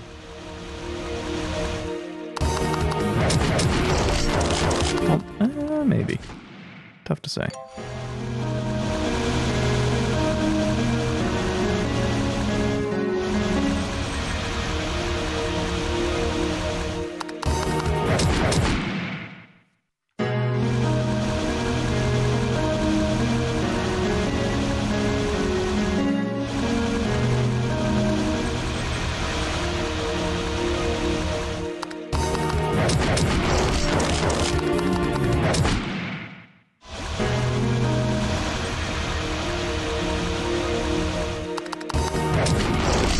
Thankfully, these fights are basically meaningless, but do provide a bit of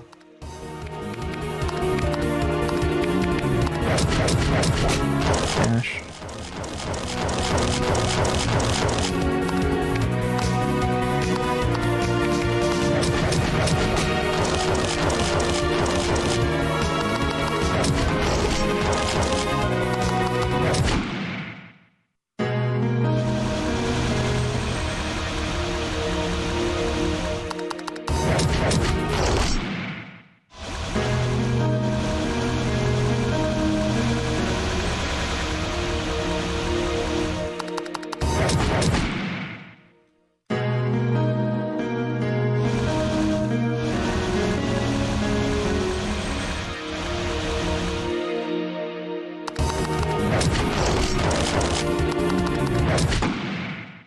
Now there's still one spot that I'm not sure about.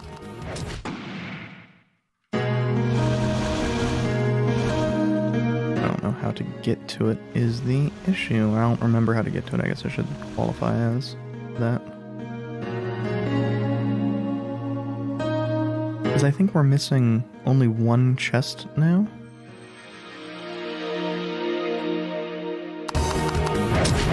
And I think it was one of the areas on the way to Mirage.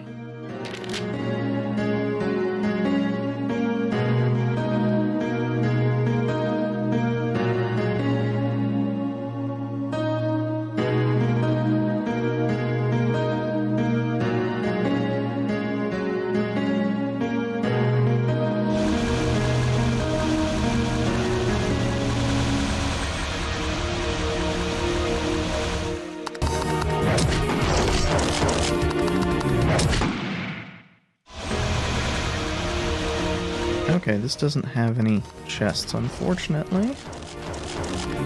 So, that's not where I thought it was going to be.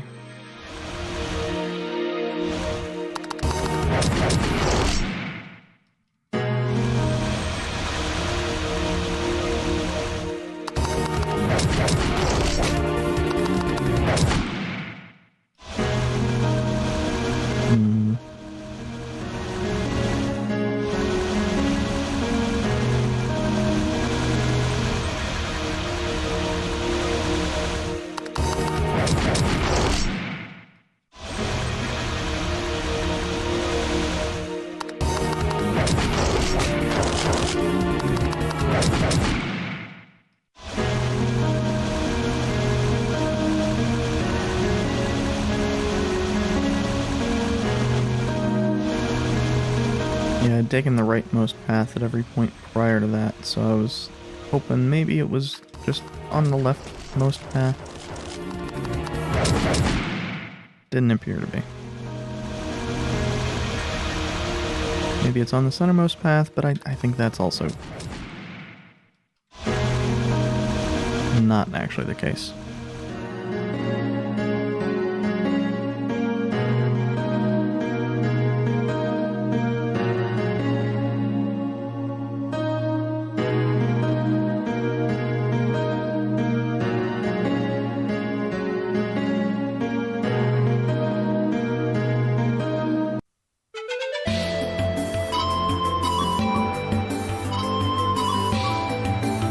Also still missing a couple chests in the Mirage. And since we don't have Kumo anymore, we can see, well, this is mostly unchanged. Mostly because, well, the shadow of that whale is gone.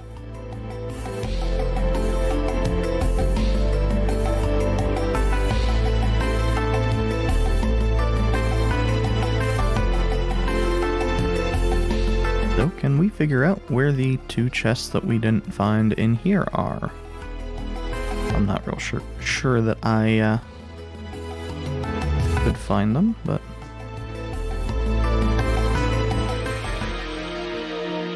I mean, this had already gotten to be not that big of a deal. I think part of that was because I was willing to just light axe.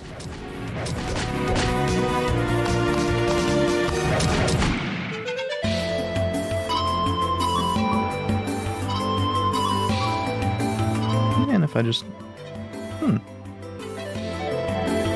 This will also give me a good indication as to how much the SP thing actually... Looks like 12. Okay. Well, 12's not that much more than 10, the 10 that I thought it was, so...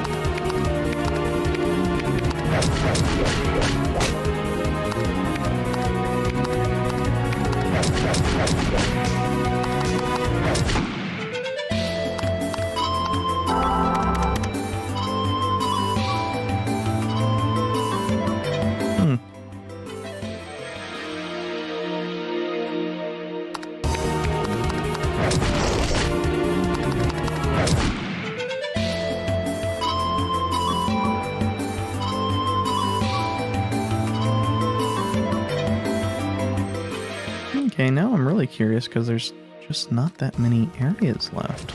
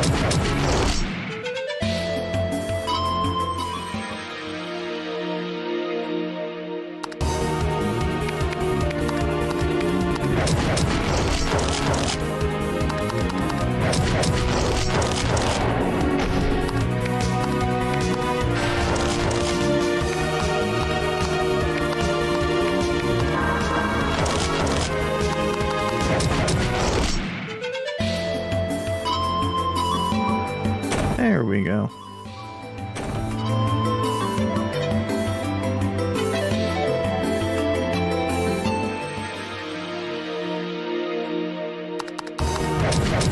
What in the world do these enemies drop anyway? Well, I guess I won't find out for a bit.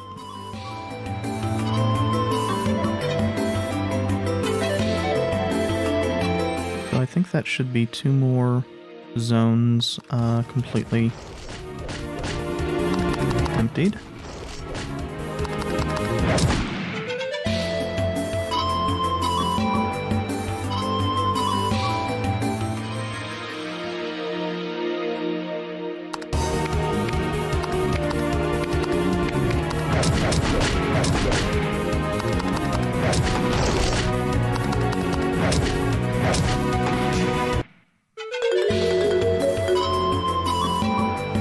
Okay, so it looks like it's the Poison Fang is what they drop. Weird.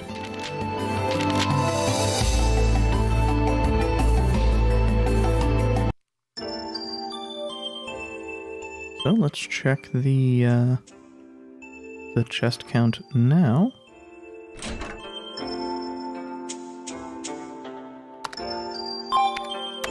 I will eventually hit the right one.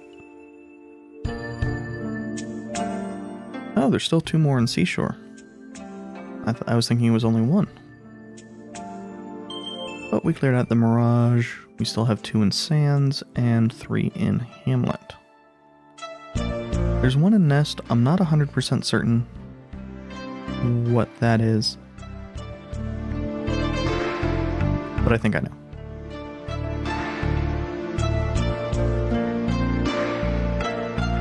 It's one of the items we can purchase from Aaron.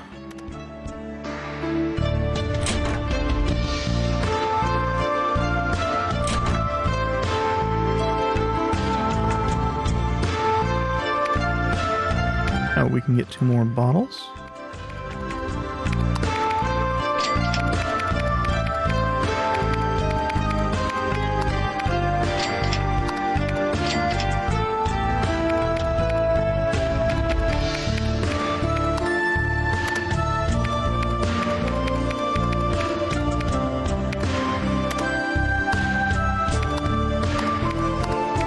Curious as to what the Poison Fang does.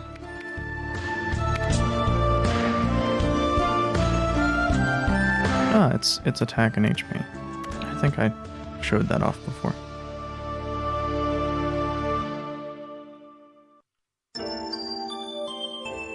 I always think there's a purpose to this room, but I'm pretty sure there actually isn't. It's weird. And what I think is the chest is this thing. The expensive stone, and there's another item we will eventually be able to purchase from Aaron. Yeah, we haven't actually unlocked his full inventory yet.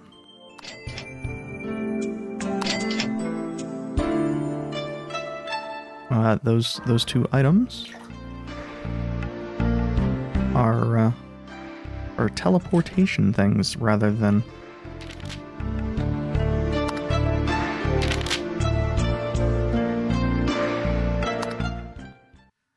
chests, but the survive over 1,000 battles, open 150 chests, and take 100 damage in attack. All good to have.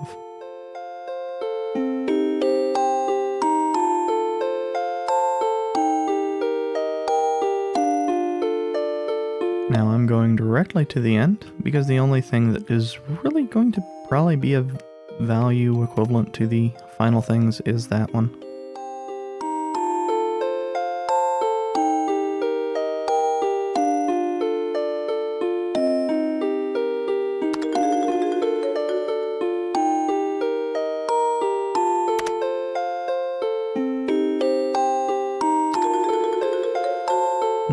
these get progressively more expensive.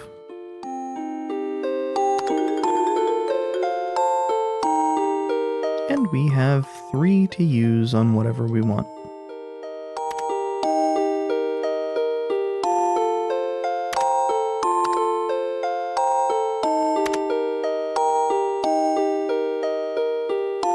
Actually, that was energy, right? Yeah, if we're ever going to use Camille as a caster, might not be a bad idea to pick up these additional abilities, as well as...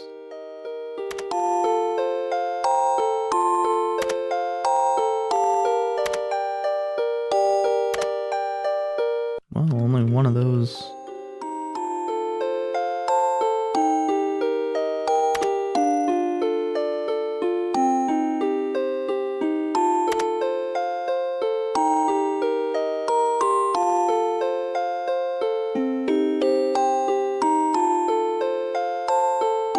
So these are just going to be progressively larger quantities of gold, I believe. This is related to doing, what, probably 200 damage in an attack?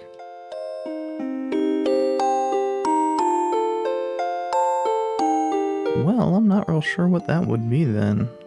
Maybe it's going to be a survive another certain amount of battles?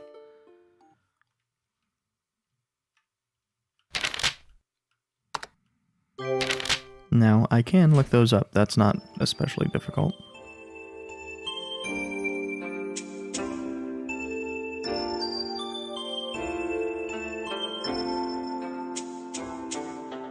Oh, and since I didn't, think to come over here first, I just rather like that sting.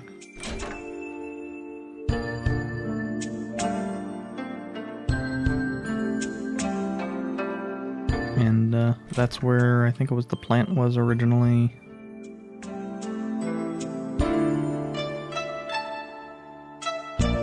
But I think it's time for the disease. We can save once we get there.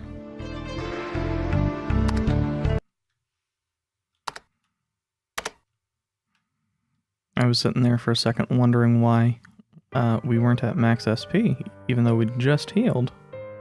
And it's, well, we got +4 SP. Whole +4.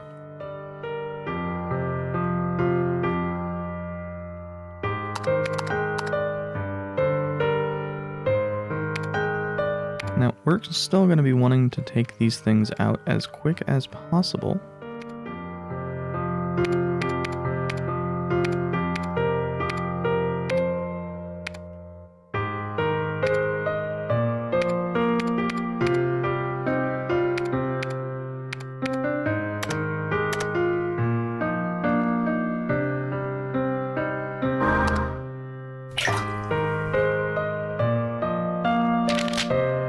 Feels kind of empty here without Kumo.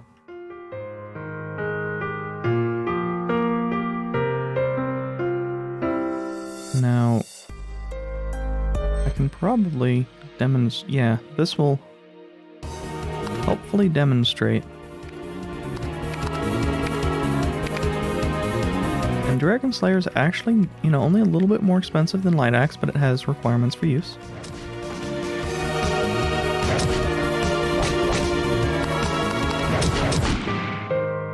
I didn't get to demonstrate why.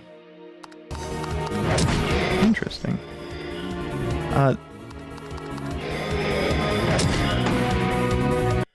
That's what those deformities do. They use shout, which gives everybody yell. I don't know what this one is.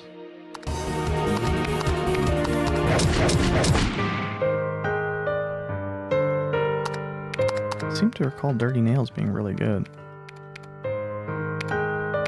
But one of the problems here is basically everything has... Oh, yeah, it's a pretty decent HP item that also protects against poison. Everything here has a atrocious, absolutely atrocious drop rate.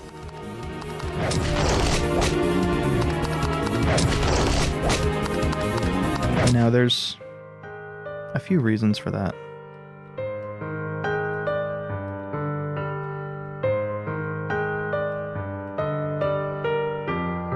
But suffice to say, this is a really good area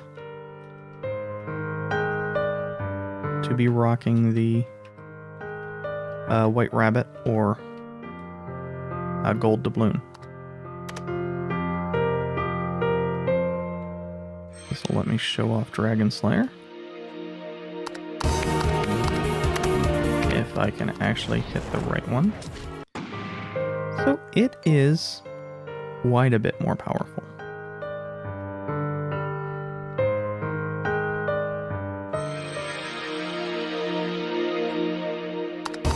Now, to a certain extent, it's actually kind of unfortunate that the, I think that bear thing is the only thing that actually has a decent drop rate. And that one's intentional. I mean, just due to the reality of how difficult it is to avoid fights, you're probably going to be fighting essentially every snake thing you come across.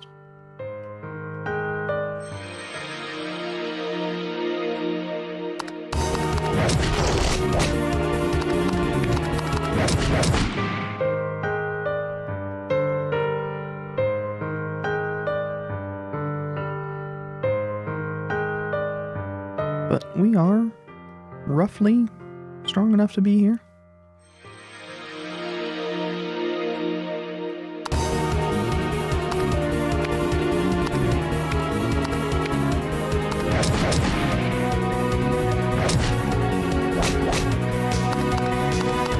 Now, one of the things I want to make a note of, Yell increases physical damage to the point where it does on bosses that we have experience with using Yell on 1.5 to 2 times as much damage while also making it more likely for you to crit and do a further 1.5 to 2 times damage. This enemy that hits twice for about 30 a hit would then be hitting twice for about 45 to 70 a hit. Yeah.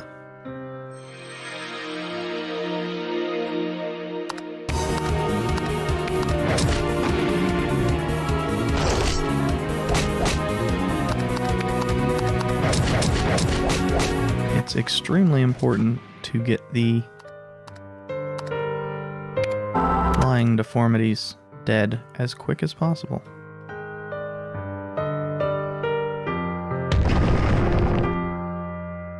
I don't know what those goats are.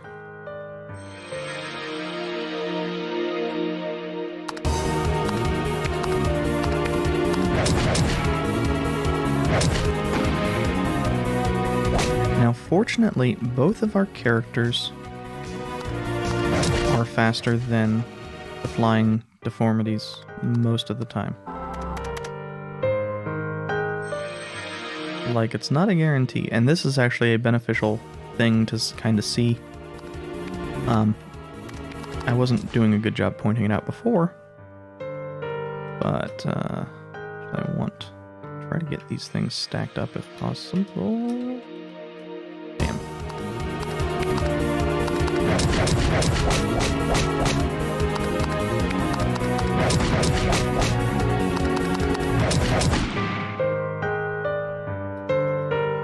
Yeah, unfortunately, even that doesn't help their drop rate that much.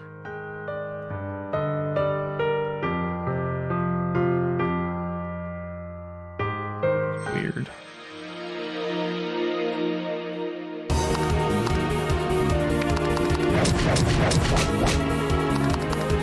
Basically what happened there is I hit A and got 2 non-in-game pop-ups at the same time.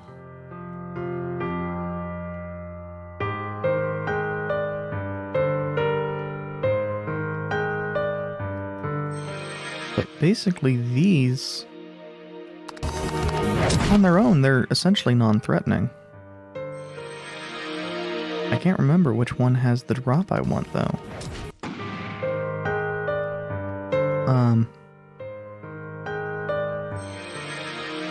And see? Getting into fights, already useful. Now these things hit hard enough that you really don't want to have the deformities present.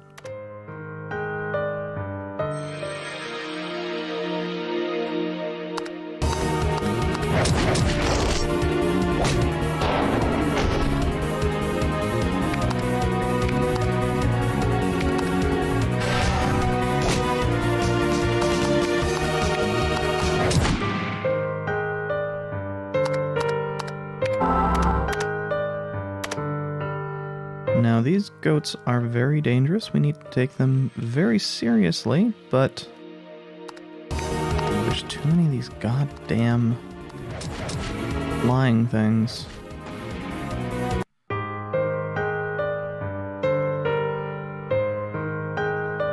Not a huge deal when they stack up, but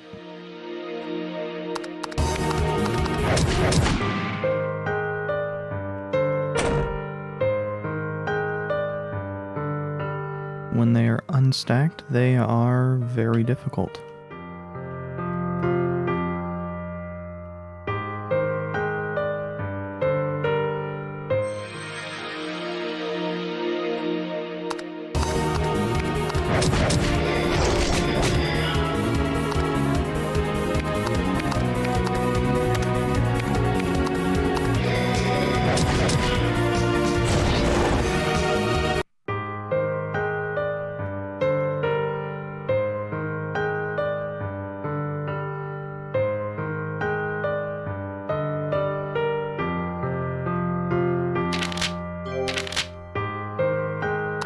So this area can be a bit difficult to navigate, and the only thing we've gotten so far for all of the fighting we've done has been a couple of the dirty nails. When I say the drop rate here sucks, I'm not exaggerating. So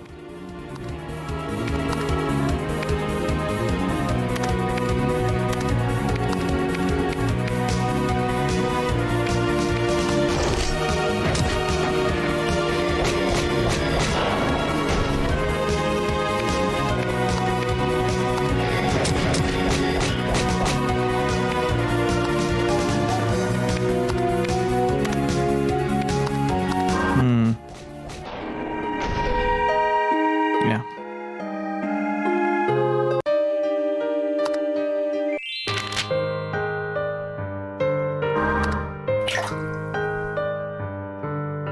That's a good reason to try to get the first set of the flyers with as few other mobs as possible.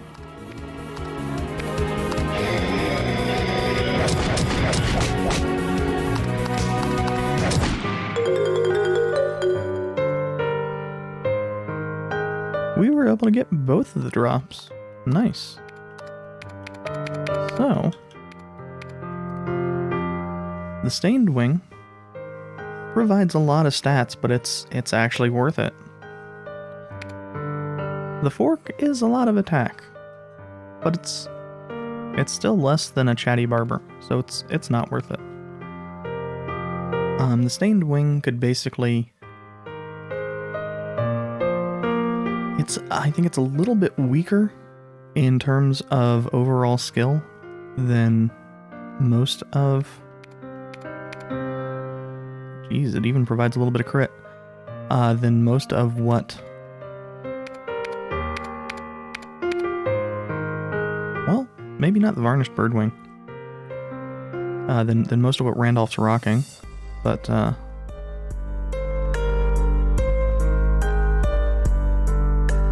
mean, maxed, it's 12 HP, 12 attack, 32 skill, 16 defense, 5 crit, and 8 agility. By comparison, the Varnished Birdwing, which I realize I have it up there on screen, but I'm going to have an easier time reading the stats with my little thing here. is a 32 skill, 8 defense, 7 crit, and 19 agility.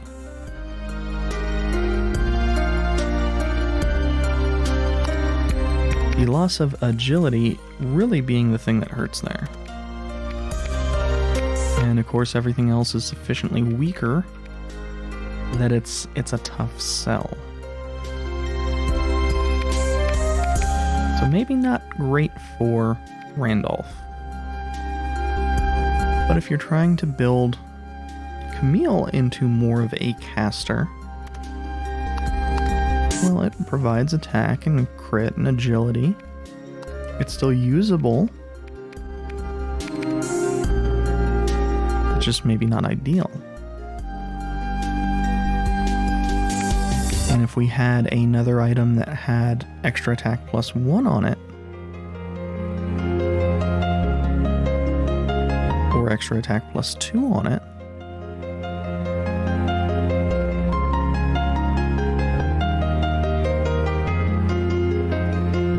we'd probably be fine. But there's not a lot of good extra attack plus whatever's available.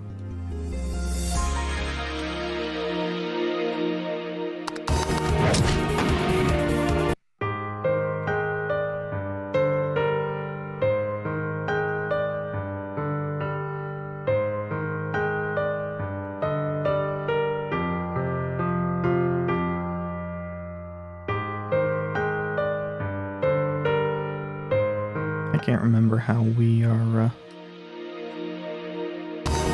how or if we're able to get further into the disease. Oh, there was the, what was that, down from here, I think?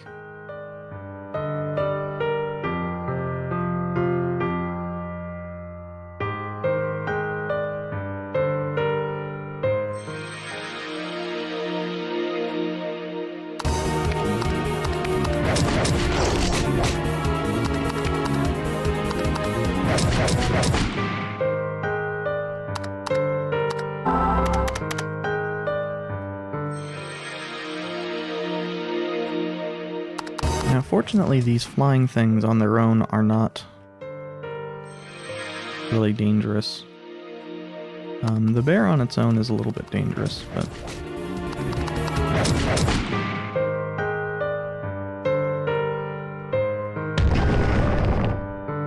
It's weird that it only seems to work from the front.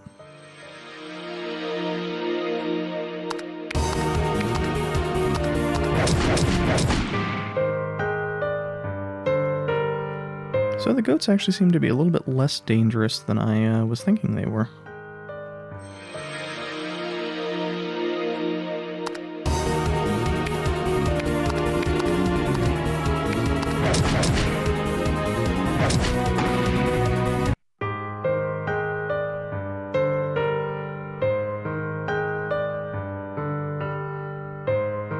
Where does this lead?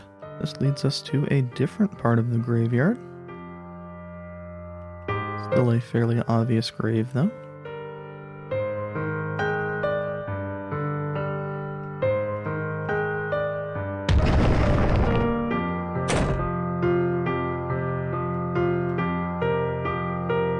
And basically, you just want to check every... If you can't get into a fight to check, you want to check every grave. Now, if you can get into a fight to check, it tends to be pretty obvious.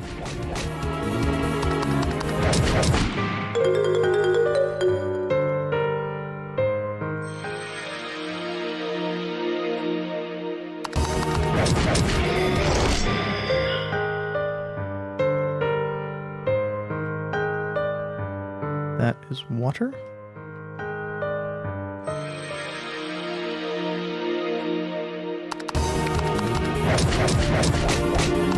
It doesn't look like water to me, but... I mean, I guess it is kind of purple or reddish, like water with some blood in it might be.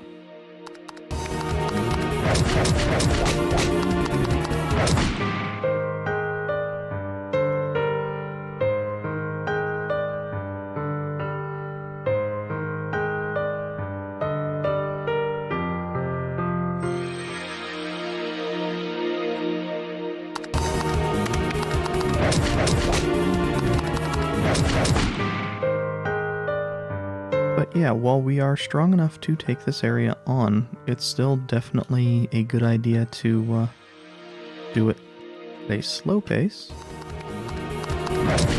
so we don't get into the potentially dangerous circumstance we just got ourselves into.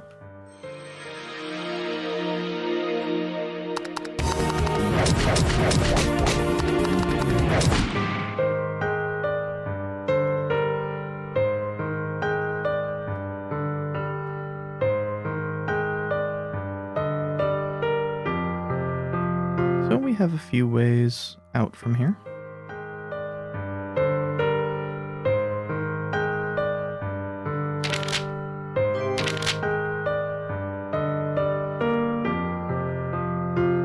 I have no idea what this is,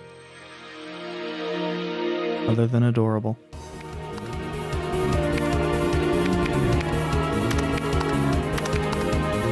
Also, this shows one of the issues with Camille's abilities. They're expensive. Also, Destiny's Defeat heals all status ailments, only usable by the main character who can bend fate.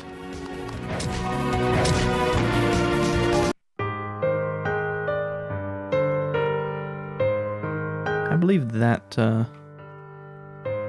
little bird thing has one of the drops we want also. I believe it has the same issue of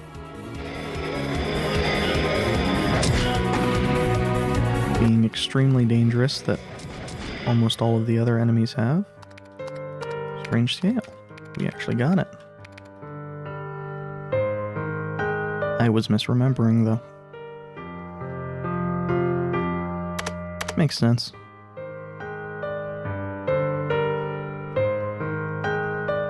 Well, let's grab you. Okay, so nothing there is interactable.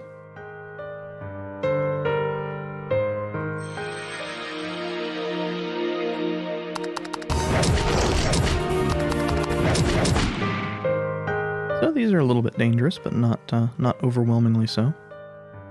I think even with the shout buff, they would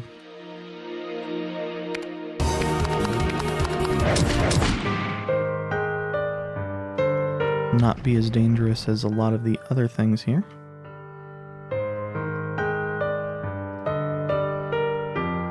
Why is that green?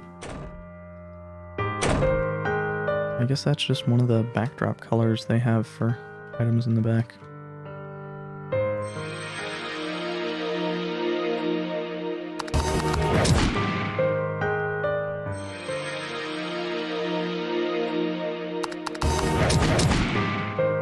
And fighting those flies is great, because of course doing that makes everything else less dangerous.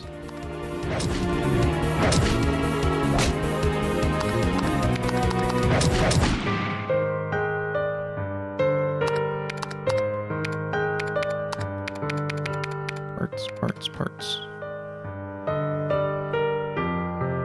Parts provide a lot of agility. I think it's, I think this is one of the things that provides, once maxed 32 agility and, 8 crit. So, I mean, that's pretty good. I mean, for comparison's sake.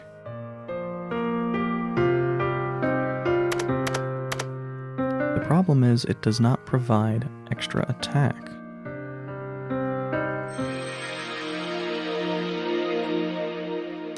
So, you know, those stats are good and all, but on their own they don't do anything.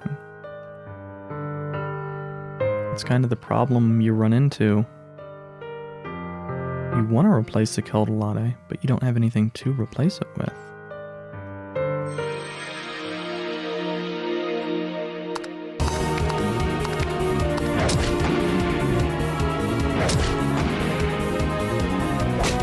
Okay.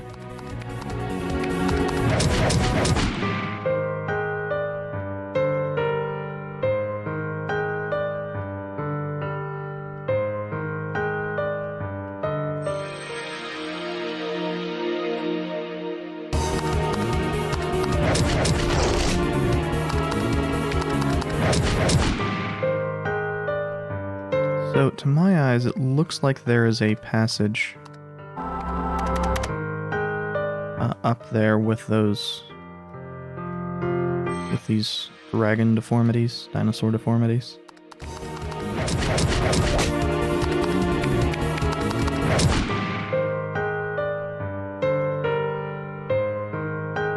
And I will...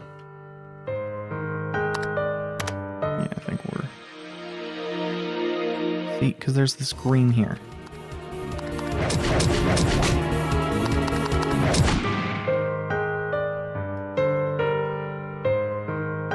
It apparently is not the case, but that's what it was looking like to me.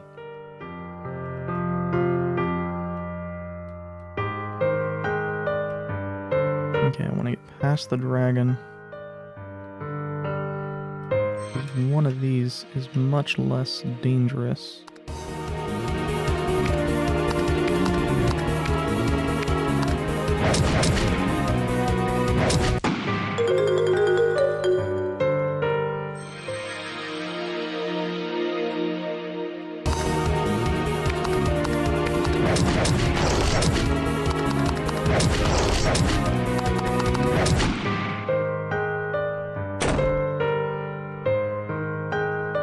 It is odd that that many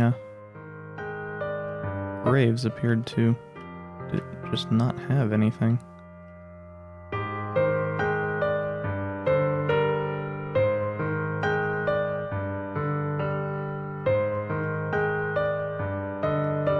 Though, I mean, being entirely fair, you can't actually access most of them, so that does make sense.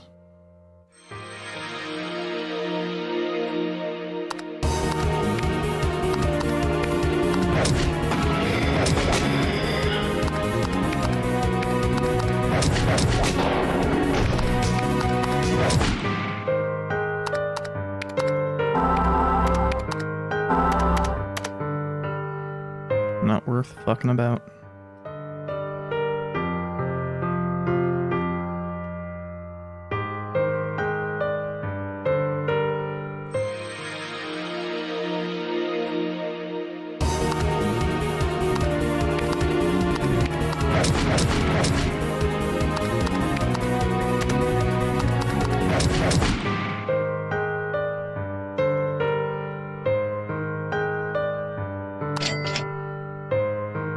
So that's our next magic bean location.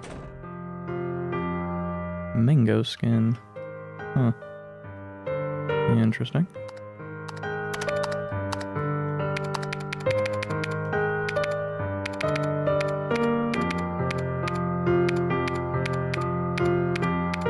Also, we're running into one of the issues with just keeping everything. It's a decent amount of SP, but it doesn't do anything.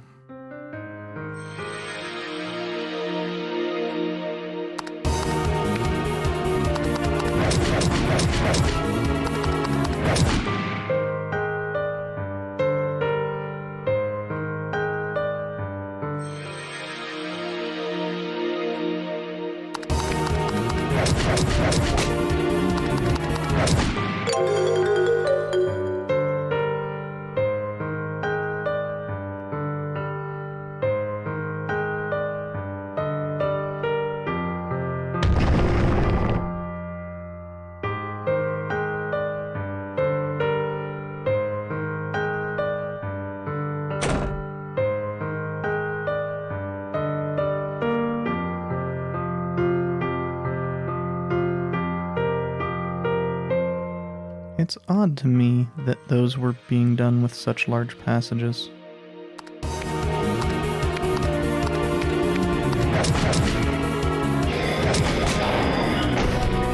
Well, fuck.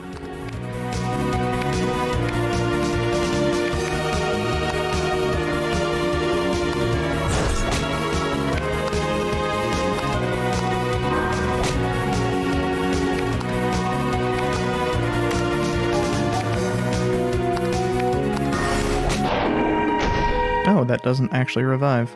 Interesting.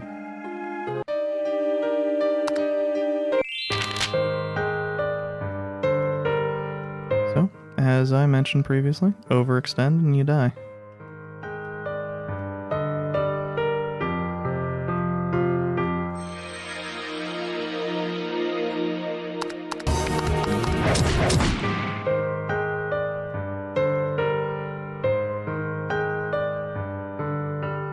And in some cases, overextending just means getting poor luck with where certain things are, or with the speed of your actions, speed of your enemy's actions.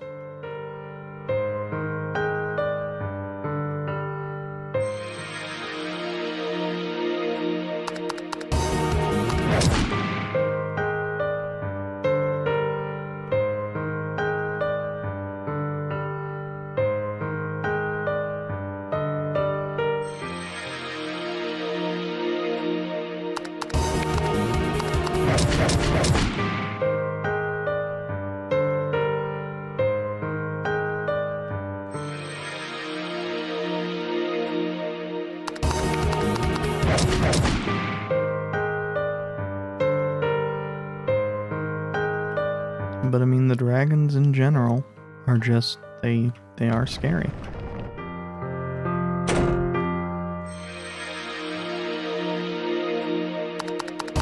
A lot of the other stuff really isn't, even with the buffs it can get, but the dragons, like the Nagas, are terrifying.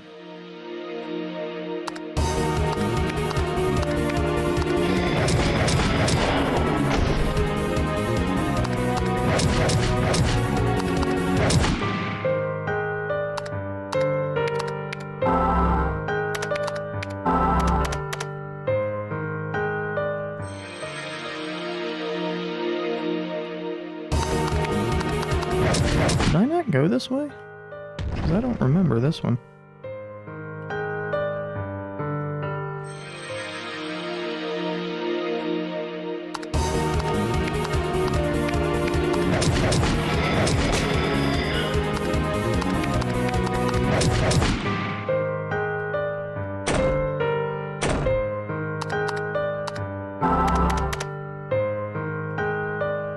It's also interesting that this is probably the, I shouldn't say probably, it's the only area I can think of where you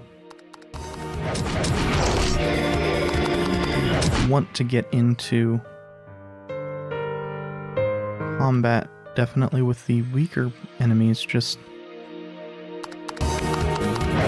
because there is synergy between the enemies.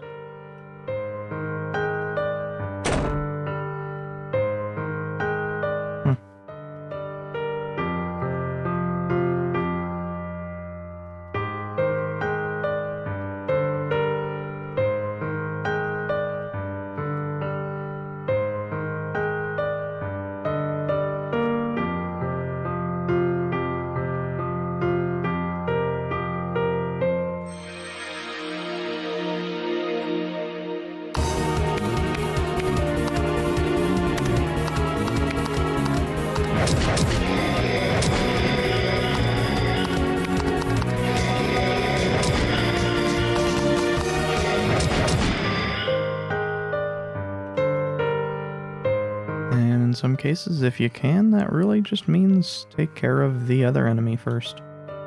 It's a lot harder to do with, say, the dragons, just because they have so much health.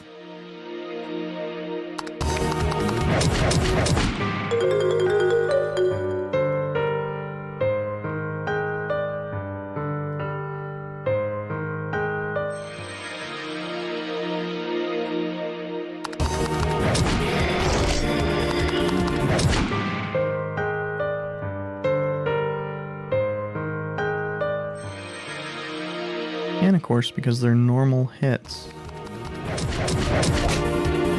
they're still very strong.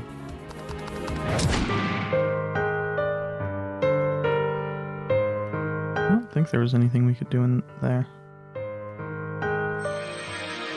Did want to grab this again.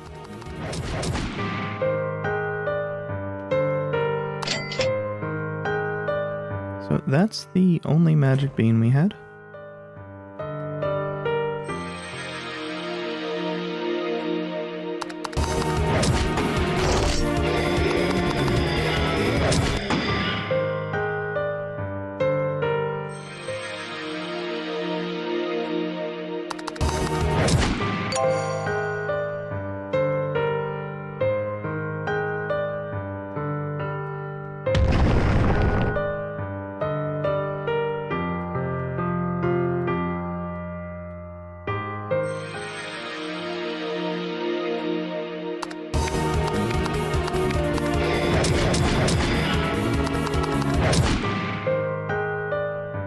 Sometimes you just have to anticipate that you are not going to get the first attack and react accordingly.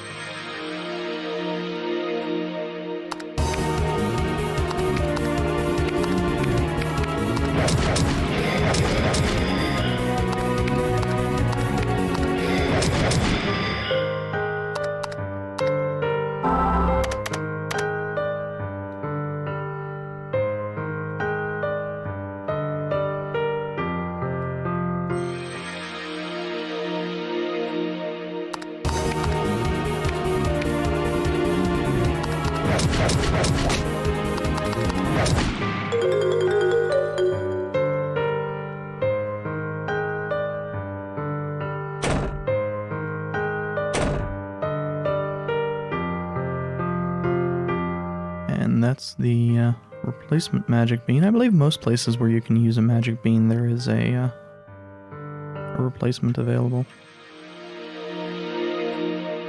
I'll let it get too close before trying to get past. That is strictly on me.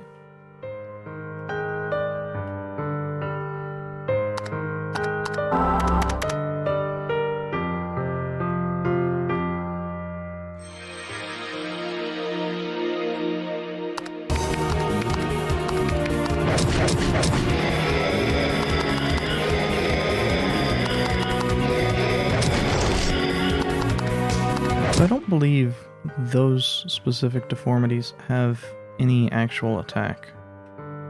It's just they can give everything shout and give everything a few other varieties of buffs while also staggering you.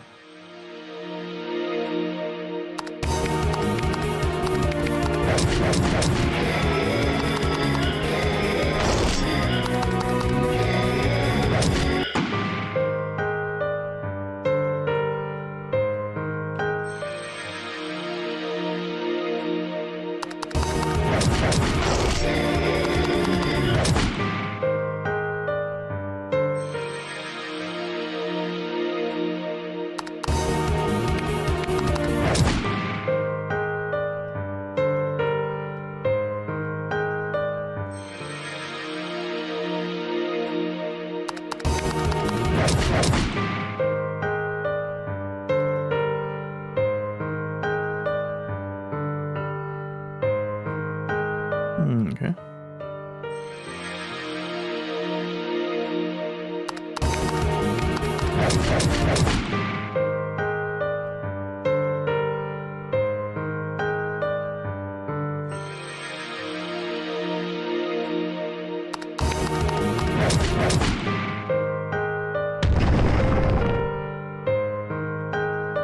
Ah, that's where that was. This death trap is.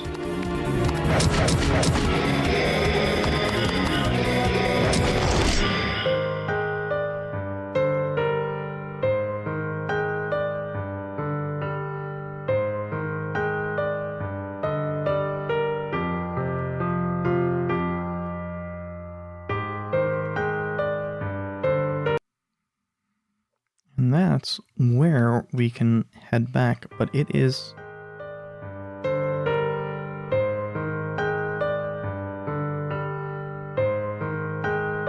We were here for a moment and the chimney got stolen. Aaron Aaron is extremely efficient. I don't think we're capable of dealing with that. And just in case anybody is, doubting my Aaron is extremely efficient at stealing. He is the most efficient kleptomaniac. Oh, we can actually make 2 more bottles. That's good. We weren't using a huge number of them. What the fuck, Aaron?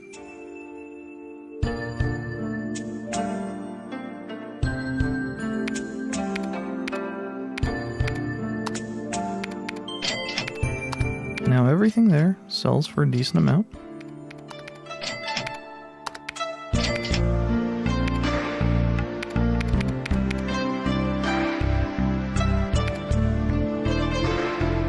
Which is good, because you need it to.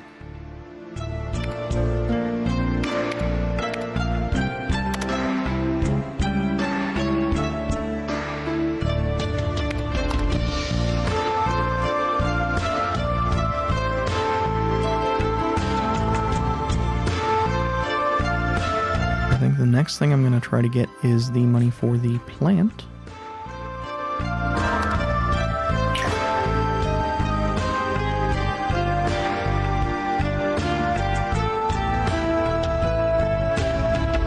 But slow progress. I mean, I realize I'm saying slow progress for something I already made it through most of the zone for.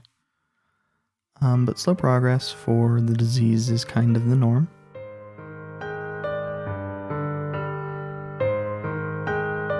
Partially because it uses so many similar looking paths that it can be difficult to remember just where you've been.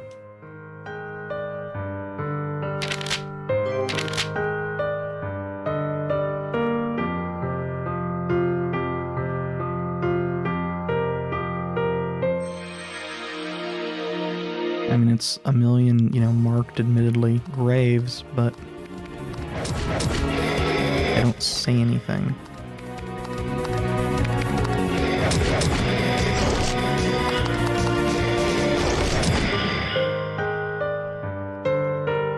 But yeah, I believe the flying deformity just uses variants of shout.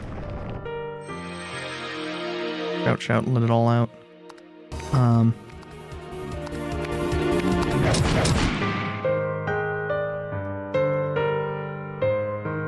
And of course that can have a variety of effects, but I don't think it actually has an attack.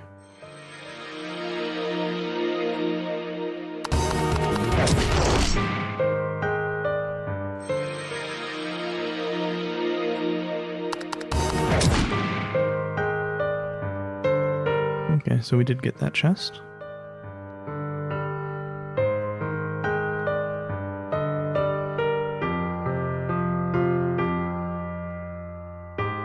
I think we went right from there. So I think the continuation is actually we want to go right from the first area. Although I think we've been here as well.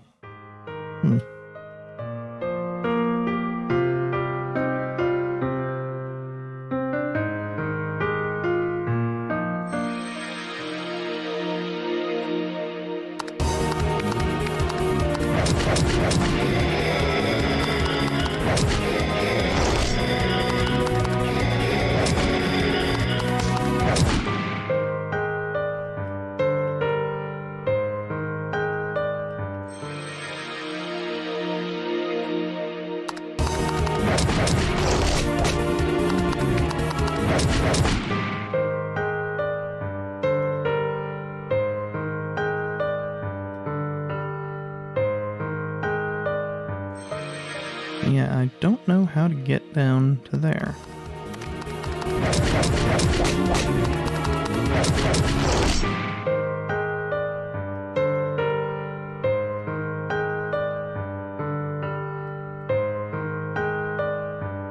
Because it doesn't look like there's an obvious path through. Oh. Well.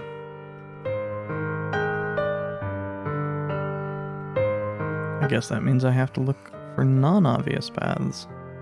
And there's a... yeah. Well, in that case...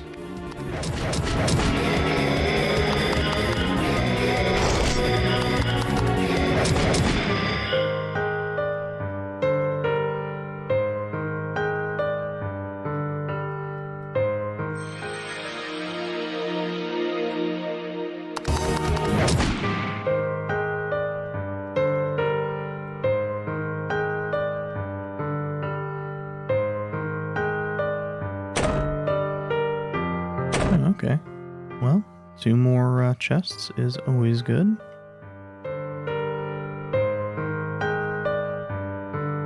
Still have no idea how to, yeah, with that bear heading down.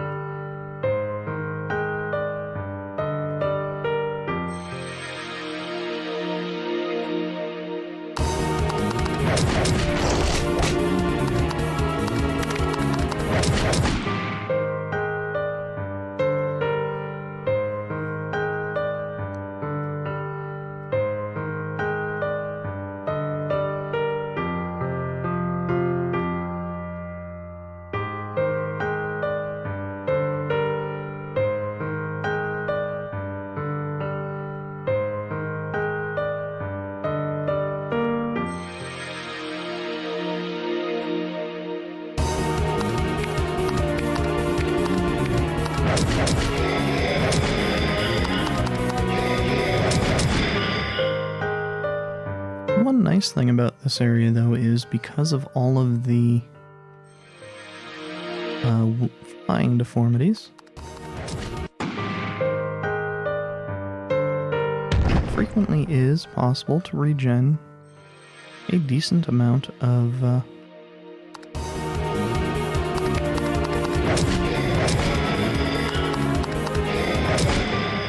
SP.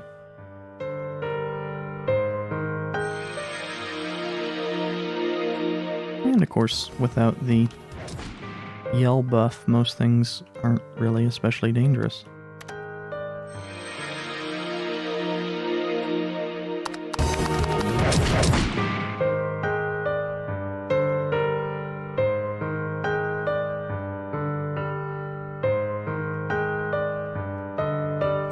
Yeah, we didn't go this path this time.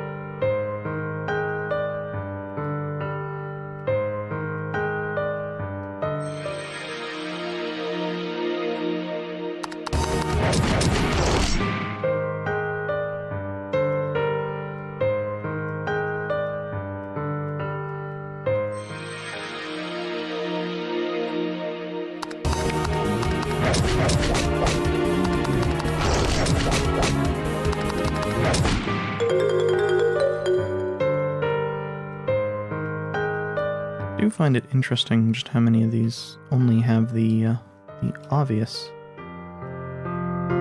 graves as interactable.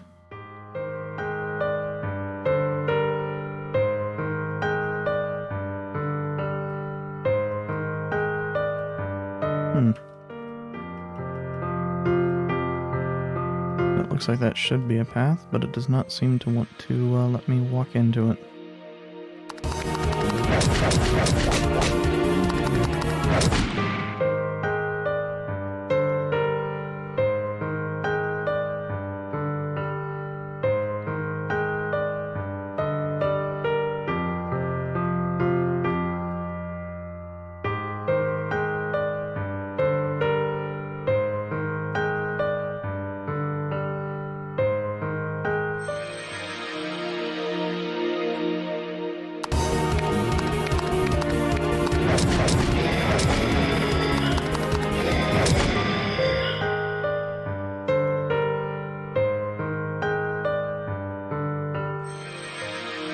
Okay, so nothing up here.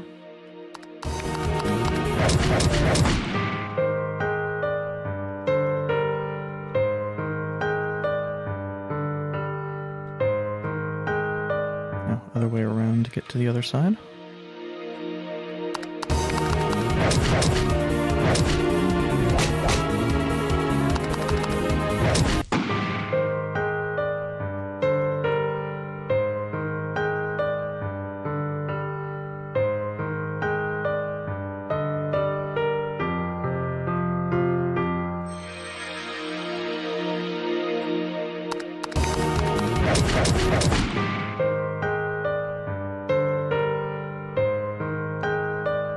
When we get decent luck with crits and damage, oh, I shouldn't say decent, when we get good luck with crits and damage, apparently lightning is good enough to take out most of these.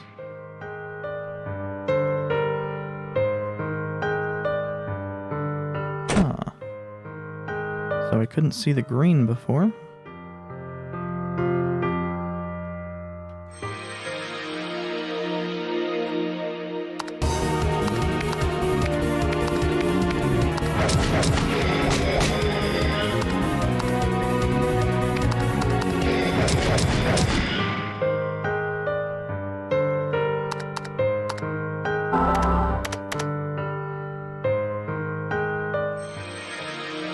That's the first one we've needed to use so far.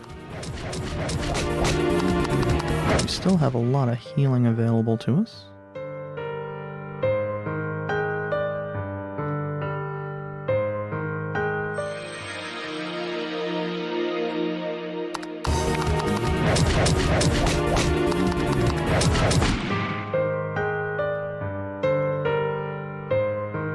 May want to switch over to occasional usage of Light Axe, just to guarantee kills.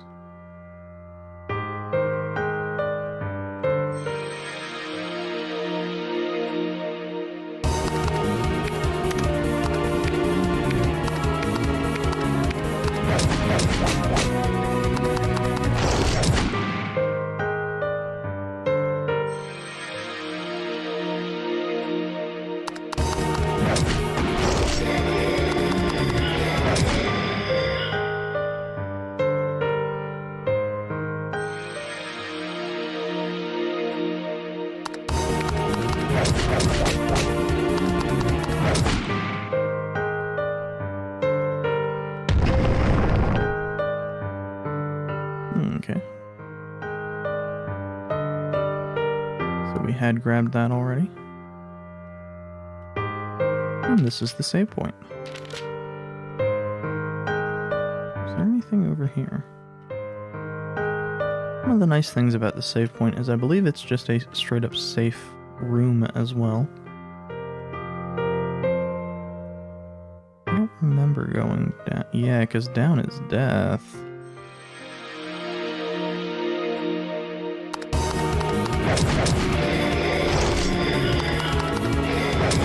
You really don't want to have those when you're getting into anything else down here.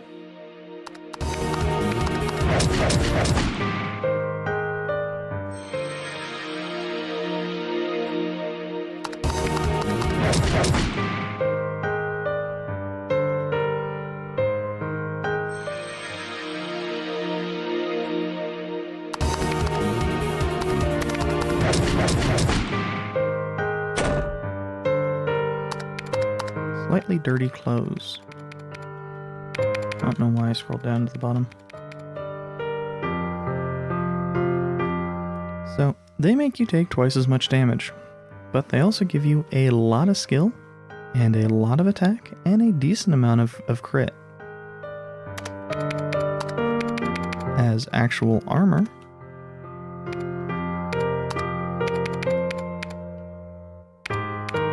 well, they're kinda weak. They only provide attack and defense.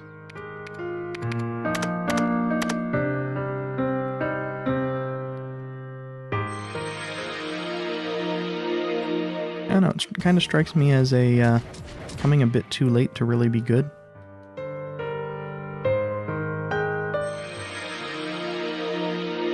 And so now we have to get out of here.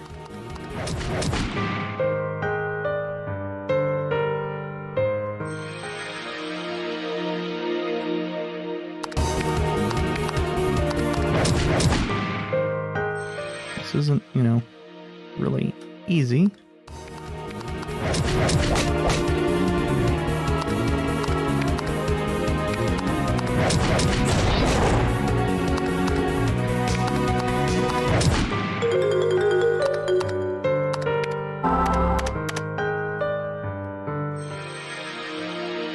I had only intended to grab one of those.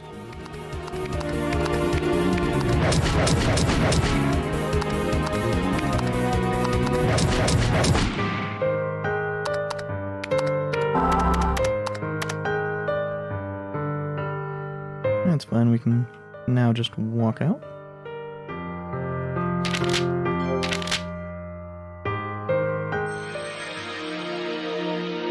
I was wrong, this room's not entirely safe, but it's not especially dangerous.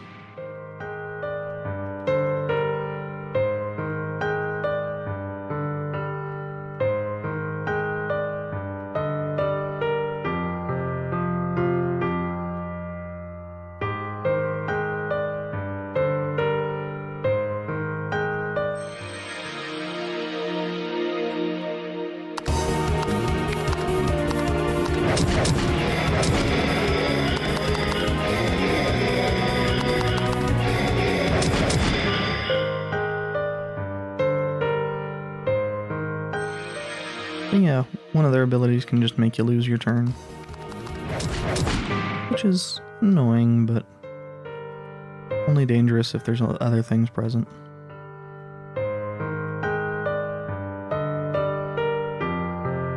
And I think this is the one... Oh no, that has the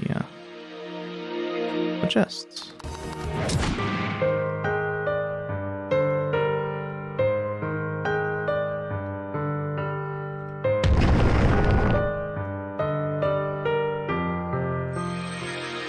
This has, I believe, also chests in it, and we already got them.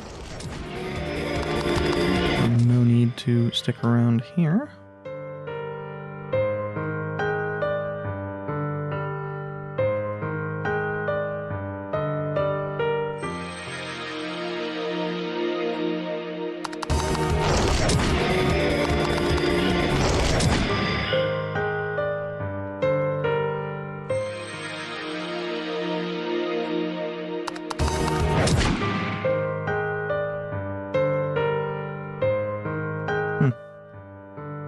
I guess I don't remember which way is the... Is it north?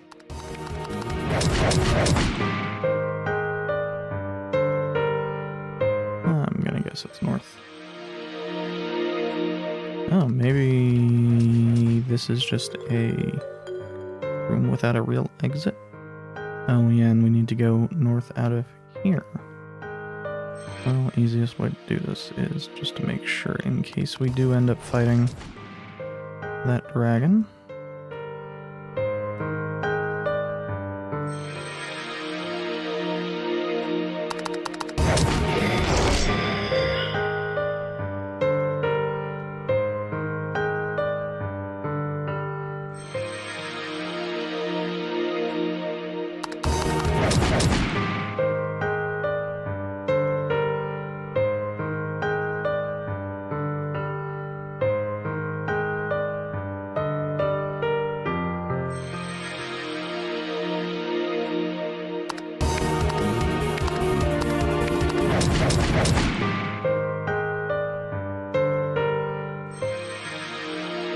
Oh, we never ended up grabbing this chest.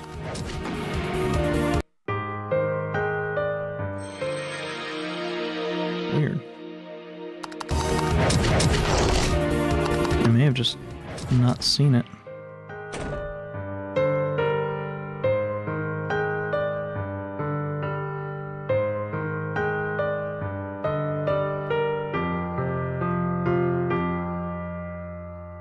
Which is weird, because I think I even commented on the fact that there's, you know, no interactable... Wait a second.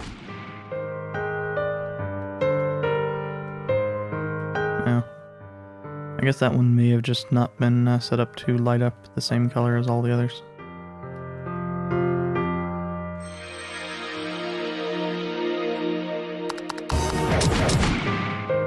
So I think we came from the south? So continuing to the north? Yeah. What is this? It is an energy up. And zenith tears.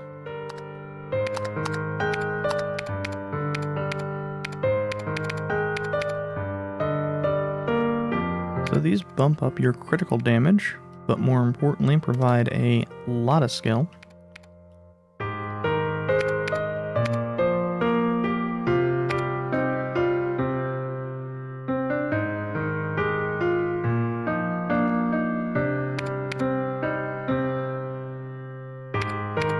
Well, well, that's not entirely true. There's not a lot of purpose to the crit and agility, but there is still some.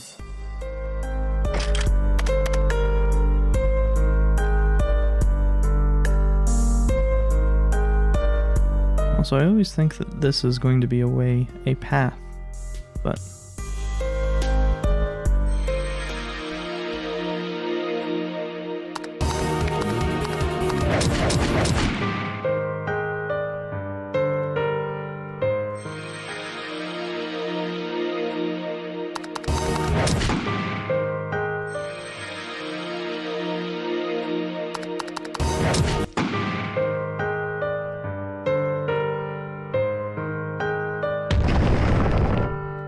and that's the way to that room that's far more dangerous if I come through it from that way.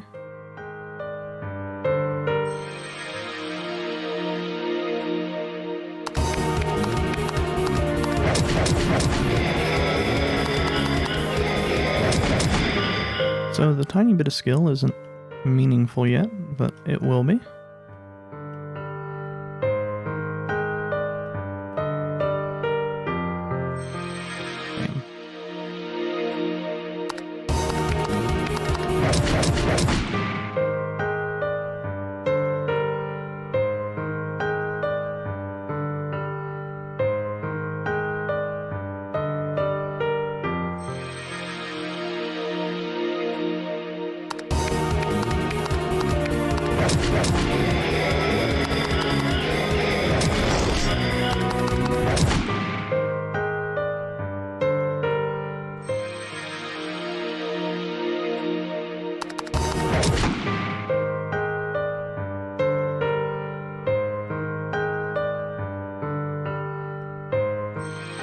Also, one of the nicer things about coming in this way is you can grab the flying ones without also having a dragon. And I'm using descriptive terms basically entirely because everything's just named deformity. It occasionally makes it really difficult to tell what you are targeting.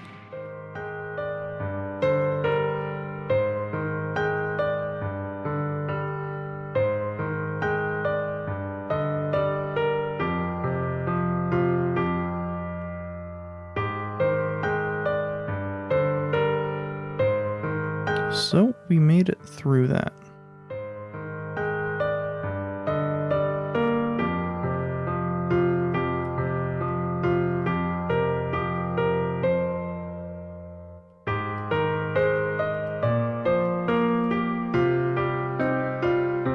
I don't know that there is a chest in here. I wouldn't be surprised by there not being a chest in here. But the placebo chest still has me annoyed.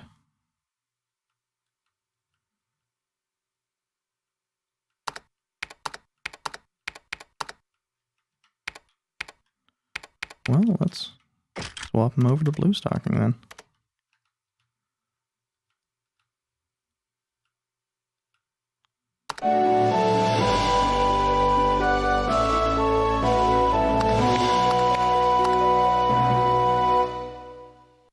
comes with Holy Sword that Cuts the Dark.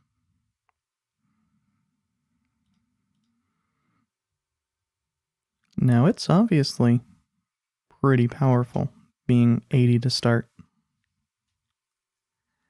It doubles your critical damage.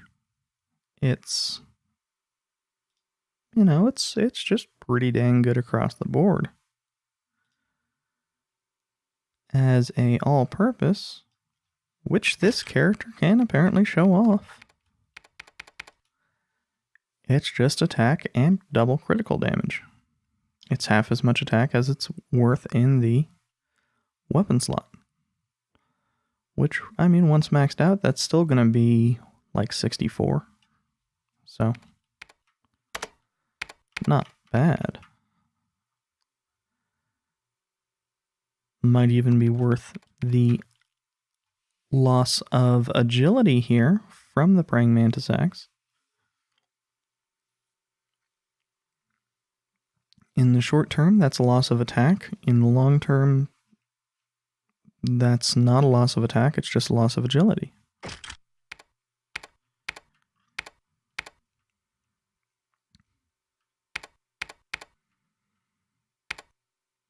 The problem we are running up against is that we need a better extra attack +1 weapon.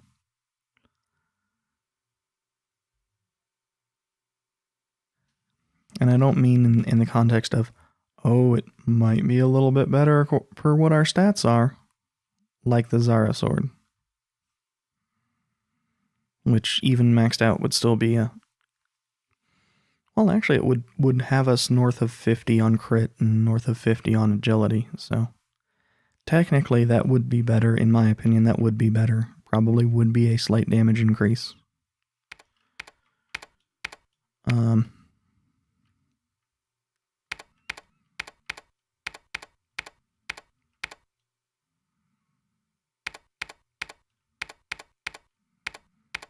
But it's just there are not a lot of extra attack items. Most of the ones that there are kind of suck, for one reason or another. But, well, one of the things...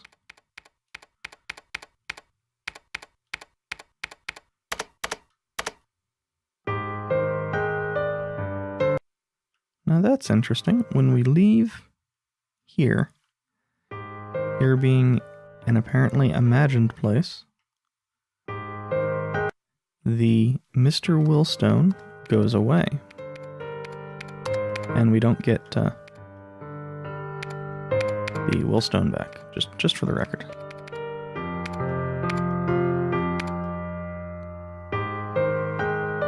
Now we don't know whose Willstone that was.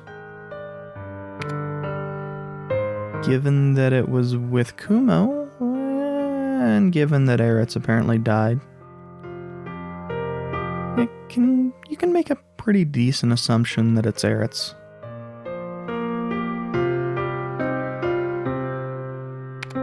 But I don't think we can say that for certain.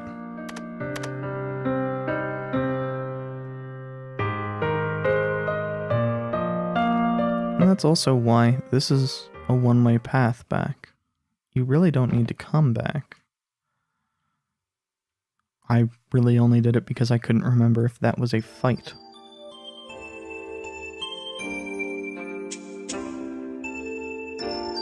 And hey, let me get the Zenith Tears.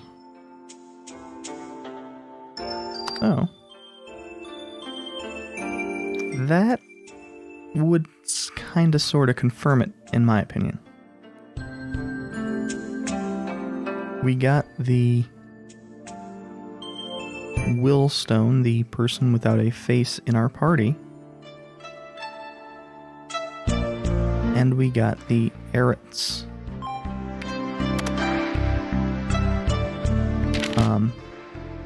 Glossary entry. Now, there's also, you keep in mind, that there was a Didn't even notice us doing 300 damage in one attack. It was probably Dragon Slayer. It was almost definitely Dragon Slayer.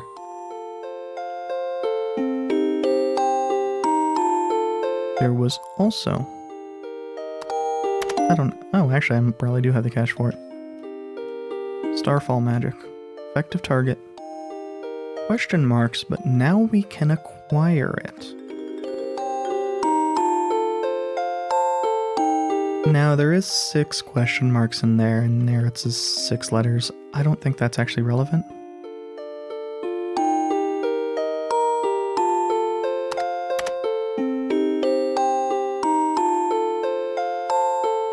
I think that is... If I'm being real honest, I think it's essentially coincidence. It probably was bumped up from the Japanese. I assume the Japanese was set to 3 question marks. But I don't think it's actually meaningful or relevant. I just...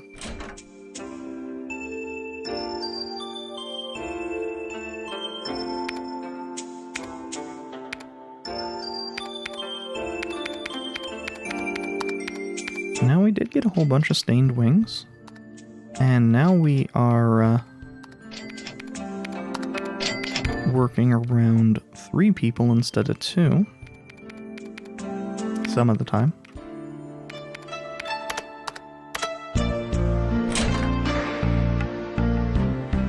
But I think once I make the... I think it's a cup. Oh. I'd already made the bottles.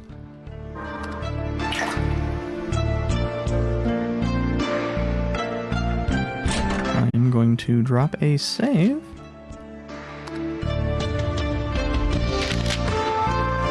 And that's going to be it for me.